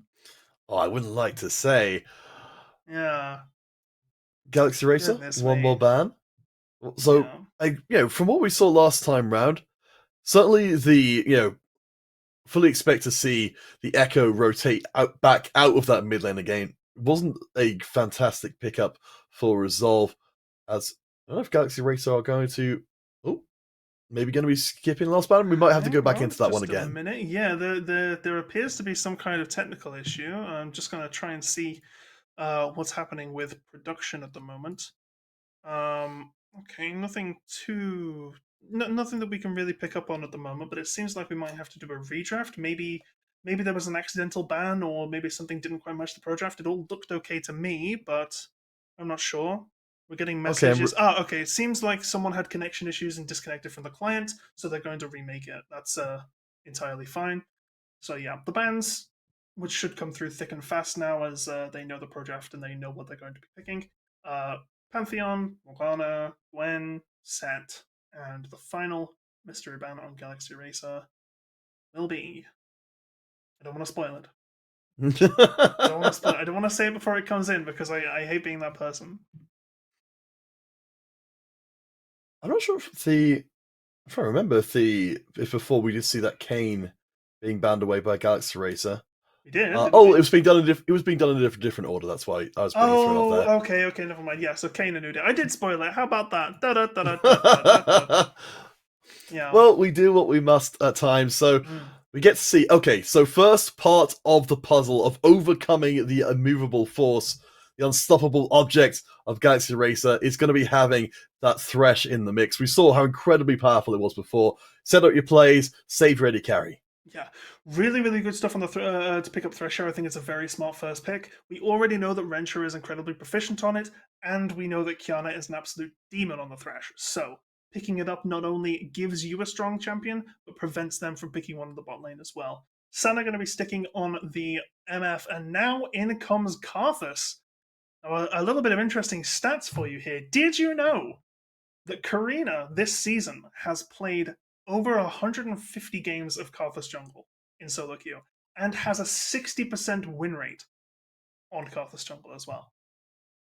That's not too bad. Pretty impressive, no? It's not too shabby. True Hunter, locking in Well, the Echo again. it does mean at least that Galaxy Racer's traditional style of aggro from the minute that they get off the fountain presumably isn't going to be terribly well served by having a Karthus picks in the mix. You doubt the power of Suicide Karthus, my friend. You run in, and as long as you get more kills than one, it's worth it. Because if you trade one for one, if you're behind, that's fine. If you're ahead, you're feeding. But if you go in, you dive under tower, and you make a pit of hell for 8 seconds where the bottom lane can't go, and you manage to pick up 2 kills, that's worth it. Fair enough. Karthus is disgusting. You need to fully detach yourself from life's mortal coil in order to truly play Karthus the way he's intended to. And Ari's picked. I got a ping Nymera. And it's going to be into Escapes Z, so we're Yeah. seeing a return for them back to those AD mid laners, while the Echo is shunted from mid lane into the jungle. Hopefully, it will have greater success for the Mm. resolve, since it, as we said, it didn't work out terribly well last time round, as the misfortune will be joined by the power of the unbreakable Braum shield. Yeah, I quite like Ari into Zed. Sorry, Zed into Ari. I don't mind that too much. Um, just because they both play pretty. They play in a way which counters one another. If Zed gets hit by the charm, he can't do anything and he doesn't win the trade, and then he just has to deal with it. But if Zed gets the jump on Ari, he just dies. So sorry, if Zed gets the jump on Ari, they just die. Um, True Hunter, Echo in the jungle, I like into Karthus as a jungle matchup, but I just wonder if it's going to get things done. This right here is Sana Riven. Do we know anything about Sana Riven? I've not seen Sana play Riven. I don't believe so. Certainly not recently in what I've been able to find from the tournament memory. I mean, at least, we talk about this whole matchup here, Mental Boomerang into Sana. Sana, incredibly dominant on the set before, now has that band away, has another pick that can potentially take over a game. But Mental's not going to go face to face. That's Shen. Mm-hmm. I don't know the matchup specifically myself. I don't know if you do, just because we don't see Riven that often. Okay, here's the thing. I'm looking into Sana's OP.gg, right? She has 300 games in ranked this season, 6 of which are on Riven. 6 of which. Only 6 out of 300. That is 0.02%. I think. Maybe it's 0.2%. Because 1% is 3, so 6% would be 2? What? I don't know. Honestly, I can't do math. maths. See, maths is not my forte either. That's why I've.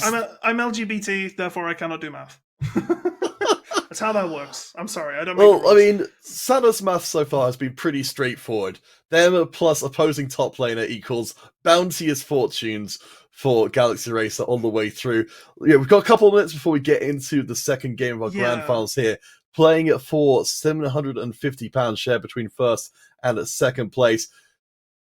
Talk to me about Galaxy Racer. They've changed up a fairly significant amount coming into game number 2. What are they trying to go for here? Well, to tell you the truth here, Counterfeit, it seems like they're just playing similarly, but in a different way, if that makes sense. They've got Brawn, which is a really nice counter to the Thresh, to the Zed. It's nice into the Echo as well because the Brawn shield eats the projectile, makes it so that it doesn't have the bounce back. Not too good into the Shen, but I don't think that's why you pick it. I think you mainly do it just to mess up the Zed and the Jinx more than anything else. Um, Also, it just provides you a decent amount of team fight. Ari with the charm is terrifying. If it scales and if Ari gets ahead, she is absolutely terrifying with that charm. She hits you and then you die. Simple as. Riven is a scary, scary character. Notice that she's taken TP Ignite. She doesn't have Flash. Like, not taking Flash is something that you almost exclusively do on people like Shaco or Yumi. Sana believes in her mobility so much that she goes, nah, I need the damage. I need the ignite. I'm against Shen. And instead of going, oh, well, against Shen, I'm probably not going to be able to get kills. I should just, farm. She's gone, okay, I need to forego my flash in order to have the damage to kill Sen and go crazy. Like, it's just a completely different mindset. Looking Um, across to Resolve Blue before we get into this game, the big question here is: have they made enough changes to be able to, take the win back here against Galaxy Racer? The first game was absolutely brutal. We've now got double ninjas, and as a TFT player, I'm very upset by that idea. But we've got Resolve. They have to win here. Do you think they can do it? I think if there was a game they could win, it'd be this one. Just because Karthus requires a lot of early setup and needs to get his feet off the ground. Same can be said about Riven. I think looking at the summoner spells on Riven right now, you need to be being Ignite and Teleport. Mental Boomerang needs to look inside themselves and say, right, this is gonna be an aggressive Riven. I need to play this from behind from minute one. I cannot give her the upper hand because she's going to be looking for it from minute one. She is going to try and trade with you from minute one. It is you know that the aggression is there. You need to be able to play around it. Otherwise, she's just going to go crazy because Riven is one of those champions that can hard carry in the top lane. Zed needs to be able to get rid of Giddy like that. They need to make sure that their cleanse is gone because you can cleanse the Zed mark and just get on them, pop them, and make it so they're not a factor in the fights. On top of that, Rencher cannot afford to miss a hook in a team fight and cannot afford to miss a hook when it comes to creating opportunities. Like every single one of those hooks needs to land. And that sounds so harsh, right? That sounds like such a huge expectation. Like, how could you possibly expect someone to land every hook? But that is just what they need here in order to win. They need to play this perfectly, and it's so hard and so rough on them. But if they can do it, they'll go down in history. As we said, for Galaxy Racer, they've kept a clean sheet for a hugely long time here. In the last Huntress trials, going through it totally undefeated. It's a huge ask for Resolve here to get the game back, but at least we get to see what's possible with some of these favored picks coming in. I'm personally very excited to see what the Zed manages to do. I hope we at least get to the point of seeing some of these carriers come alive for Resolve before the tidal wave of Galaxy Racer comes crashing over them. Yeah, no, my hope lies entirely with Resolve here. But, you know, if we look at the last game and we look at Galaxy Racer's previous run, there are ill portents ahead. All right, everybody, it's time.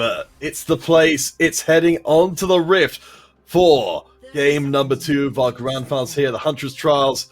Galaxy Racer, ridiculously dominant in the game number 1. Resolve Blue need to defy the odds here in game 2 and break the Galaxy Racer win streak, deny them going through without a single loss. It's a hell of a task. Let's see if they are up to it. Yeah, it's gonna be rough, but it seems like a standard 5-point opener from both sides here. No early game shenanigans like there were last time. That's at least good news for Resolve, I suppose, since things went wrong very, very quickly. At least getting through this early section means we've got more chance of seeing what we might laughably call standard League of Legends. hopefully. Already spells flying on the mid lane. No, doesn't seem to be any trouble on the camps either. This is very passive for minute 140, like, which feels very strange and weird to say. We were just living in a Galaxy Racer world where aggression has ruled everything from the very first moment, but yeah. So no invades, no shenanigans. Dana will take some early fighting, but Mental Boomerang with the Doran's shield should be able to absorb some of that pressure. Of course, we're waiting for the level 6 to come through for Galaxy Racer's jungler. Karina Requiem will be able to reach out across the entire map and turn every single trade. See, this is really nice from Mental Boomerang here. They're not playing aggressively at all. They are making Sana come to them, and they are making sure that they get at least a hit back at the end of every trade, which is exactly what you want. You don't want Sana to get ahead, and you want to, you want to get a grasp for your troubles, right? And keep building up as the Wrencher's hook goes wide. So a zoning hook, we might call it there. Yeah, it's a space hook. Yeah. Out of this world. So let's now that we've gotten through the early stage, because I think we're both kind of holding our breath, waiting for something terrible to happen. Yeah, it's kind of like watching a horror movie in a way. Like, it's definitely, you can tell that something is going to happen. You just don't know where, when, or what. Yes. Well, so I mean, we've got through. We're waiting for that jump scare to happen to Resolve Blue here, as we fear greatly for them, but we've got 3 minutes in. Nothing has gone wrong yet for Resolve. True. What path does the game need to take coming up to, say, minute 10 that Resolve could still be in with a good chance? Quite simply, I feel like it runs to objective control. I think if they make a good fight happen around Drake, Karthus, not very good at taking Drake early on just because of his natural... It's difficult for him to sustain himself before he gets any items from base. So, whereas a lot of other junglers have a form of natural health sustain that allow them to do so. But Karthus can't really do that before he gets his mythic component. So maybe Echo could take advantage of that? We see some very aggressive trading down here as Wrencher goes down very low. We can see the hop across the wall from Hunter. Actually sets up well. Giddy, though, is pouring out a ton of damage. Kiana almost drops a solid gank. Yeah, really good. Karthus coming in on the riverside, though. Wonder if anything else is going to happen here.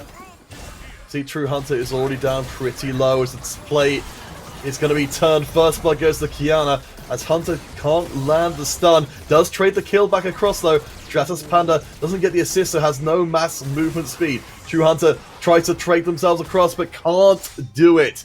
Galaxy Racer, they get the early advantage they were looking for. Yeah, they were indeed Alcove Gaming, which I gotta give to him, was the right play. Just kind of caught between a rock and a hard place between the Karthus and also the MF. Stratos Panda, unfortunately, just not able to bully either of them hard enough to the point where it was unsafe for them to do so. Yeah, just okay. It was a really nice jump from Kiana to actually get in.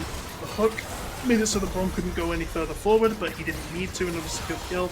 True Hunter jumping straight in and getting the kill, but the damage here from Stratos Panda just isn't enough to make Karthus worry. You know, she's hitting him, she's hitting Karthus over and over again, but it's never a threat of the life, right?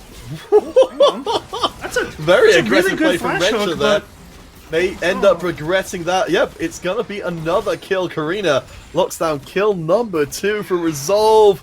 This isn't what they wanted. Yeah. And now we've got Karthus who's just been accelerated towards level 6. So this is the thing. Okay. I'm gonna stop you right there because you're falling into a trap that I see so many people fall into, right? Karthus is not his ultimate. Just as Soraka isn't her ultimate. Soraka is her W, right? Karthus is his Wait, hold on. We will have this conversation after this is done. Yeah, because Karina is going to be chased not quite under the tower. Charm! Another kill through the Tifa. And the rest of Galaxy Racer, they are playing 4D chess here with 4 players down in the bottom lane. Yeah.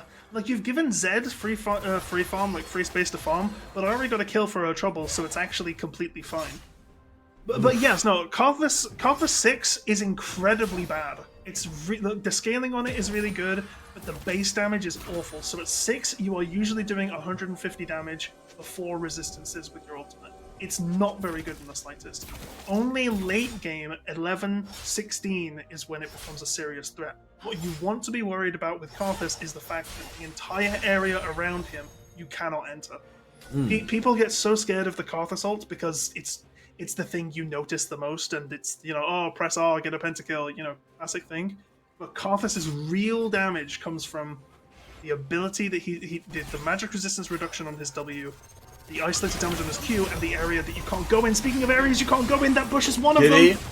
And Kiana actually getting caught out here. Kiana, I think, is going... No, doesn't have a flash to get away, so will get locked down, and it's gonna be the shot in Stratos Panda. A huge pickup there for Resolve Blue. They finally make a play of their own. That is fantastic and is exactly what you want to see on this Jinx. She is even with MF. MF has 4 assists, but she has 1 and a kill. So she has 1 and a kill now, which is really nice. Stratos Panda needs to be getting this early advantage in lane, at least, right? Like, that was good. Making plays like that, good. Very well done from Resolve play.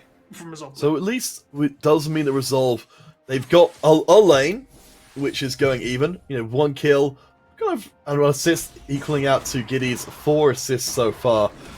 And mid lane's looking fine. It's top lane though that's looking a little bit dicey. Sana throwing down the gauntlet with the Riven is pulling pretty majorly far ahead into Mental Boomerang's Shen, who does at least have some armor, a Bramble Vest to try and deny. The Bramble Vest will actually be quite nice here, I think. Like, the extra armor on top of Shen's natural tankiness that he gets from his shielding, and also just from the fact that he can block basic attacks with his W. I think that actually might be enough to make it so that Sana can't at least take him to town, Like, at least there's something there. True Hunter going to be caught here at Rift Herald. Manages to get away, taking about half health damage. As we've got Escape and TP coming in from Galaxy Racer. They are converging at speed, looking for this first Herald. A sneak attempt from Hunter does not go well. Kiana is here as well. Rocket's coming. This time it's no body block. It's just going to be, I think, Galaxy Racer locking this one down. Mental Boomerang is off to the side, doesn't decide to go in. So Galaxy Racer, they get their first major objective. Yeah, that Herald's going to set them up really nicely on this top lane. Mental Boomerang already losing the lane pretty hard, and that's, no disrespect, it just goes to show you how good Sana is at this. Karthus has a pretty free option to put it on there if they want free gold, or if they want to force a rotation to Dragon. They can also try and put it mid, try and get Tifa even further ahead as well. Narrow miss on that hook, but I honestly think that's a good thing. I think hooking the Braum there is actually really, really bad. You want to be hooking him MF. Yeah, I mean, Giddy, we saw them in the last game. Give them time to get going. They will become your absolute worst nightmare. Boomerang does find Karina, though, as... oh no. What's up the wall, though? Oh, a disconnect from the Echo there. That's unfortunate. Hopefully... Okay, seems like the reconnect is there. Okay.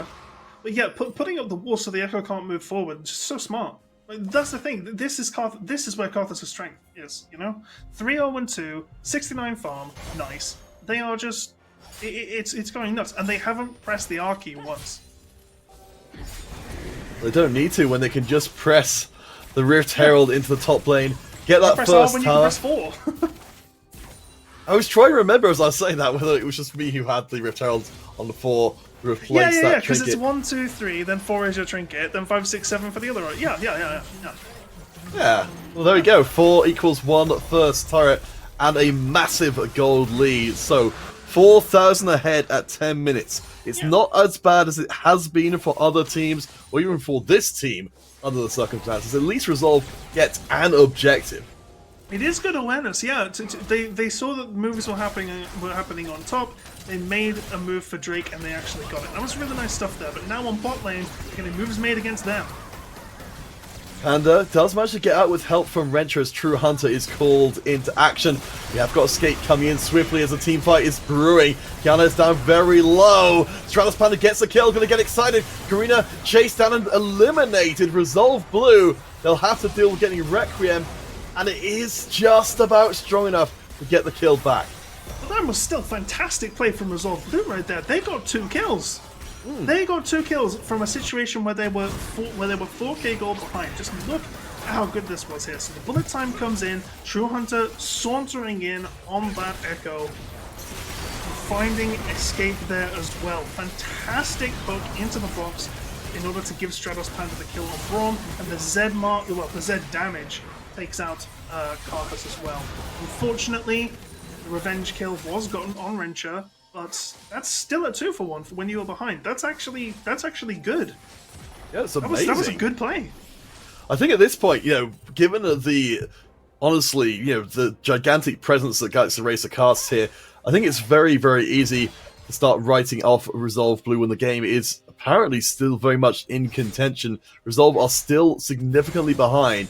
Let's see if they can put together more plays like that and maybe start working their way back into the game.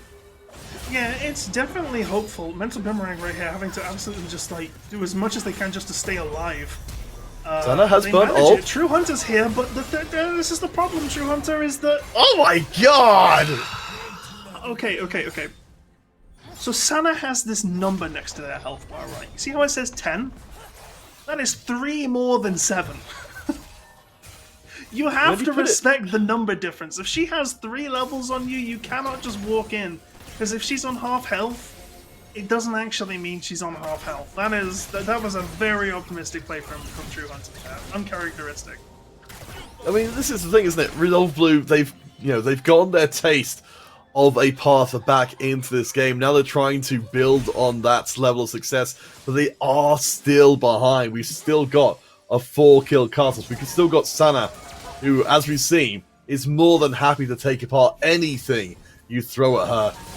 There's still Tifa with a kill in the mid lane as well. The multiple threats of Galaxy Racer, they're going to take time, and time may not be on Resolve's side. As diving on the tower is Tifa. Karina somehow steals the kill out from under her. But it's the Q. However it goes. Isolated Q damage. It's no joke. Tifa, having to Chrono Break out of there. Oh my gosh. Oh, not how you want to use Chrono Break if you're the True Hunter. And the missile goes wide. I mean, we've seen that all the way through today, though. Teams, when they're behind, they're being forced to use their ultimates just to get themselves out of these dangerous situations rather than forcing through the optimal situation. Galaxy Racer, they are still massively far ahead for this point in the game. They're going to be able to go in and take all of the jungle camps, take the buffs, and keep that lead. Indeed, keep their lead, they will. 5.5k gold. Oh, hang on. True Hunters got a little help from their friends. Kiana being brought back in. Early Requiem here. And it's going to be shut down because the execution happened on Karina. True Hunter gets the kill, forces the flash out of Giddy. Resolve Blue, they're still fighting. And that is how you counter Requiem, right there! You should never Requiem unless you're dead, or unless you know no one is near you, because if you die while you're casting Requiem, it gets interrupted and goes on full cooldown. That is an amazing play from Zed here, to just make it so that that wasn't the case, and to not only save themselves, but to also save the possibility of the fight on the bot side river. Amazing awareness, great play from Escape. Presumably, if you... Oh, hold on for phone there. Escape uses that Z mobility to get away. Tifa apparently is up for this fight, and it's been a mistake. Escape gets the 1v2 kill. You just see, True Hunter says, guess I'm not needed.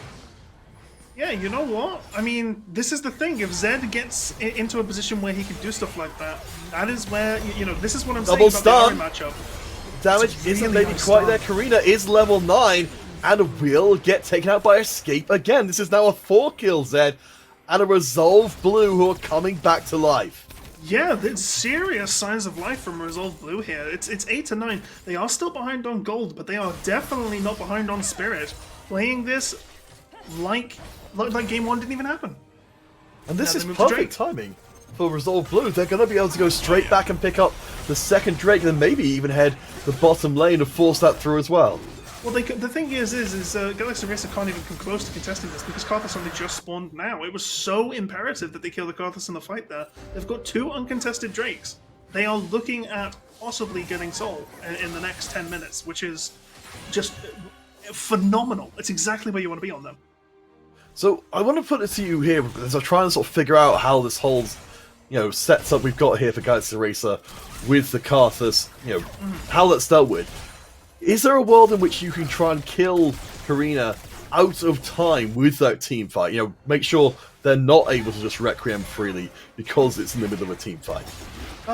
Yes, hopefully. And that, I think, is where the Zed comes in. I think Zed is the kind of character who does not stay in the front lines in team fights and is instead lurking in the shadows, waiting for these squishy people like MF, like Ari, like Karthus to be on the backside so that they can get them out of it.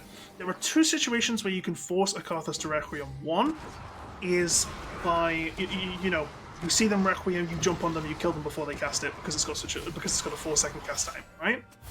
The second is when you kill them early so that they have to pop Requiem because within the 8-second window they get during Death Defied, right? And because you're basically putting a timer on them, it's like, right, if you want to be relevant in this team fight, you have 8 seconds to press off.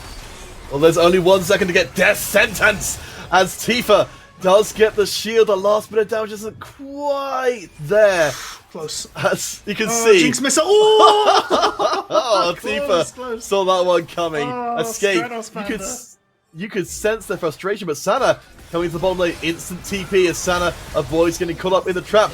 And there's not enough time to get out. Sana's path of rage leads them into the rest of Resolve and gets the kill back. Honestly, I think that's worth just because she only got 1 there. Oh, hang on. Giddy almost hooked. The tower is still up though, which means the Resolve Blue can hold it. It's 2 towers to 0. The gold lead is still significant, around 5k on, 5k or so. Yeah. But it hasn't moved an enormous amount from when we were at 10 minutes and it was 4k. Very true, very true. We'll have to see how this goes. They're playing very tentatively over here. But yes, no, it's a very good piece of Karthus counterplay to know that you can kill him during the Requiem cast and it will interrupt his spell casting. That is, a lot of people don't know that's how that works. And it's going to be crucial here if we do see Karina trying to go for now this level 2 Requiem. They've hit level 11, so that, you said before, we were waiting for these rank 2, rank 3 Requiems to really start causing the pain. That happens from right now. Requiem isn't available at this moment, though. The hook goes wide. Kiana does bring in the Fisher to try and stop the play. Giddy is down low on mana, though. But Panda hasn't got enough damage. They're forced to flash away 3 versus 2. Giddy gets the double. Requiem Vera Karina comes in too late to join in for the triple kill for Giddy. No matter how late the game goes, you cannot take Giddy lightly. No, mid lane here we've got a little bit of engage as well. Tifa backing away, but here's the thing. Karina wasn't coming in for that kill. No. Karina was coming in to drop the Rift Arrow. But this was, absolutely textbook here. Giddy, look at the positioning. Look at the movement. Moving away so she can kill True Hunter, and also putting the E down so that Stratos Panda couldn't actually move onto her. It was just absolutely fantastic overall. Like, oh, beautiful stuff. Oh, so actually not use the Rift Arrow on bot lane. That's interesting. I thought they would have for sure there. Maybe they want to use it on mid. I mean, that's where the tower is still standing, the outer tower. We were 1 minute away from the next Drake coming up. I think... No, all 3 out towers are down. Oh, are they? Oh, my mistake. Yeah. I got that's why confused that's by why a I was thinking ward. they put it bot, right? Like that's what I was saying. Yeah. Well, if we've got the Drake coming up, presumably that could be used as a distraction to pull Resolve away. That's what I'm saying. Yeah. So maybe they're waiting on it. Maybe they're waiting on it. Maybe they want to put it on mid so that they can get them further away from the Drake, closer to the time. But it is ticking down. So maybe if Karina can be taken out before this fight starts, Resolve can go for this one, but it doesn't seem like Resolve are too interested in directly contesting. As Sana is coming, and that means the Ender of the Worlds is here. Nice escape right there from Rencha with that lantern. It is coming in from the side. They have got the bullet time as Galaxy Racer used the Herald to force down tower number 4. Resolve yet to pick up a single tower of their own, so far behind. That goal lead so big as Karina avoids getting caught with a hook, feeling very pleased with herself, of course, after doing so. Mastery emote on that, yeah. Honestly, if she got hit by that hook, it was an easy death on her. Resolve need to push forward and challenge this Drake, but I genuinely don't think they have the resources or ability to do so. So they're probably just going to back away and try and do something here. Tifa is so good! Are you kidding me? Standing in that bush because she knew the Jinx ult was coming? Come on, dude!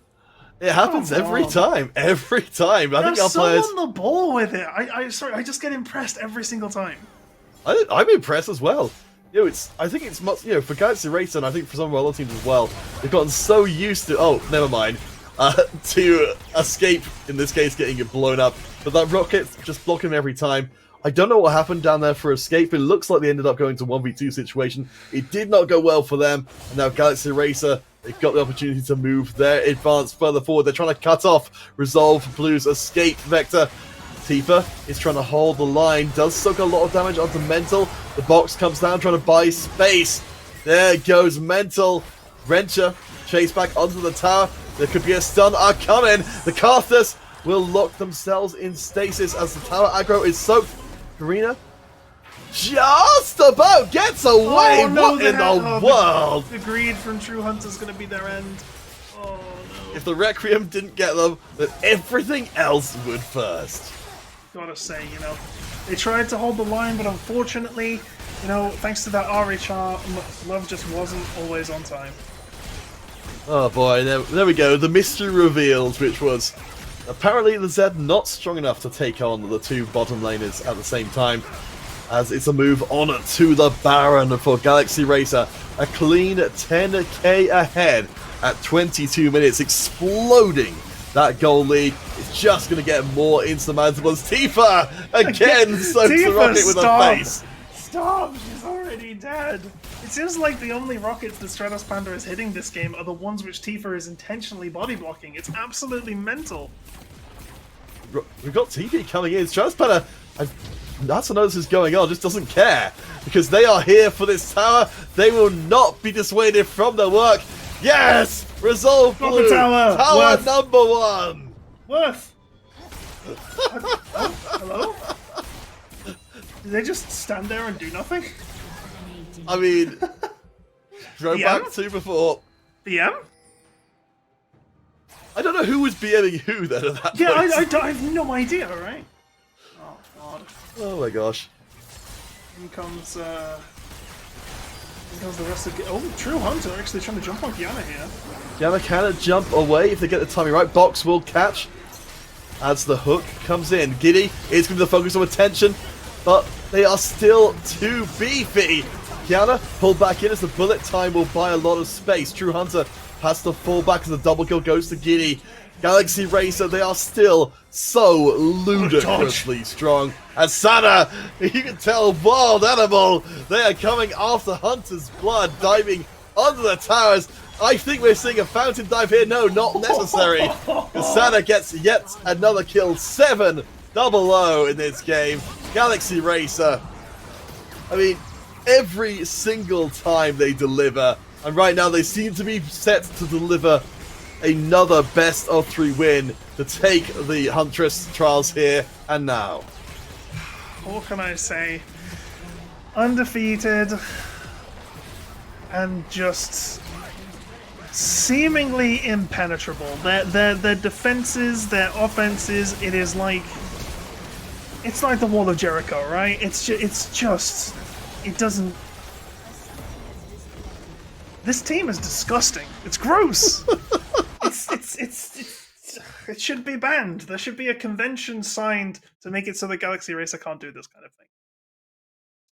Well, we hoped beyond hope that this would be the day when we would see a team step up and shake the confidence of Galaxy Racer, but it was not to be this day. Still, Resolve Blue get themselves £250 for having made it all the way to the finals and defeated their rival team, Movie Star Riders. So, Shoops, that is a step towards building a team to challenge the Racers.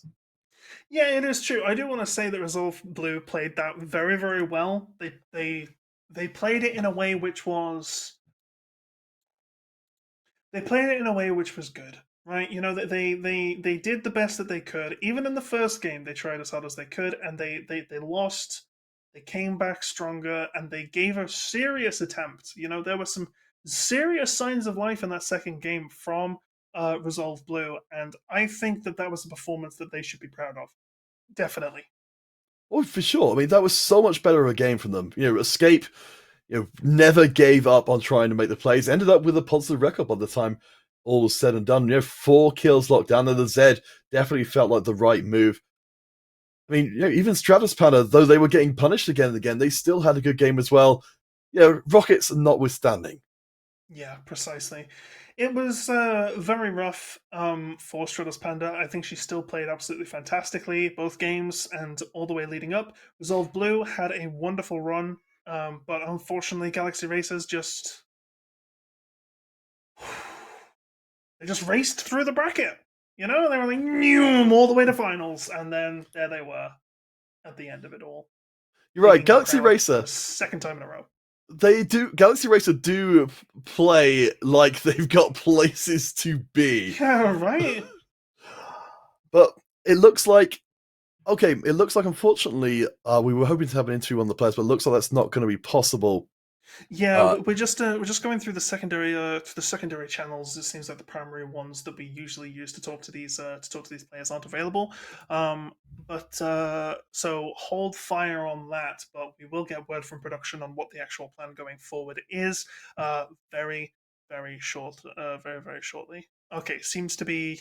Yeah, okay. So we're getting word from management saying that there is no interview that we can provide you this time. So any of you who are looking forward to any more rapping or things of similar kind of scenario, well, we apologize, but it's not going to be possible this time. But what we will be able to give you is the confident knowledge that this tournament rocked, right?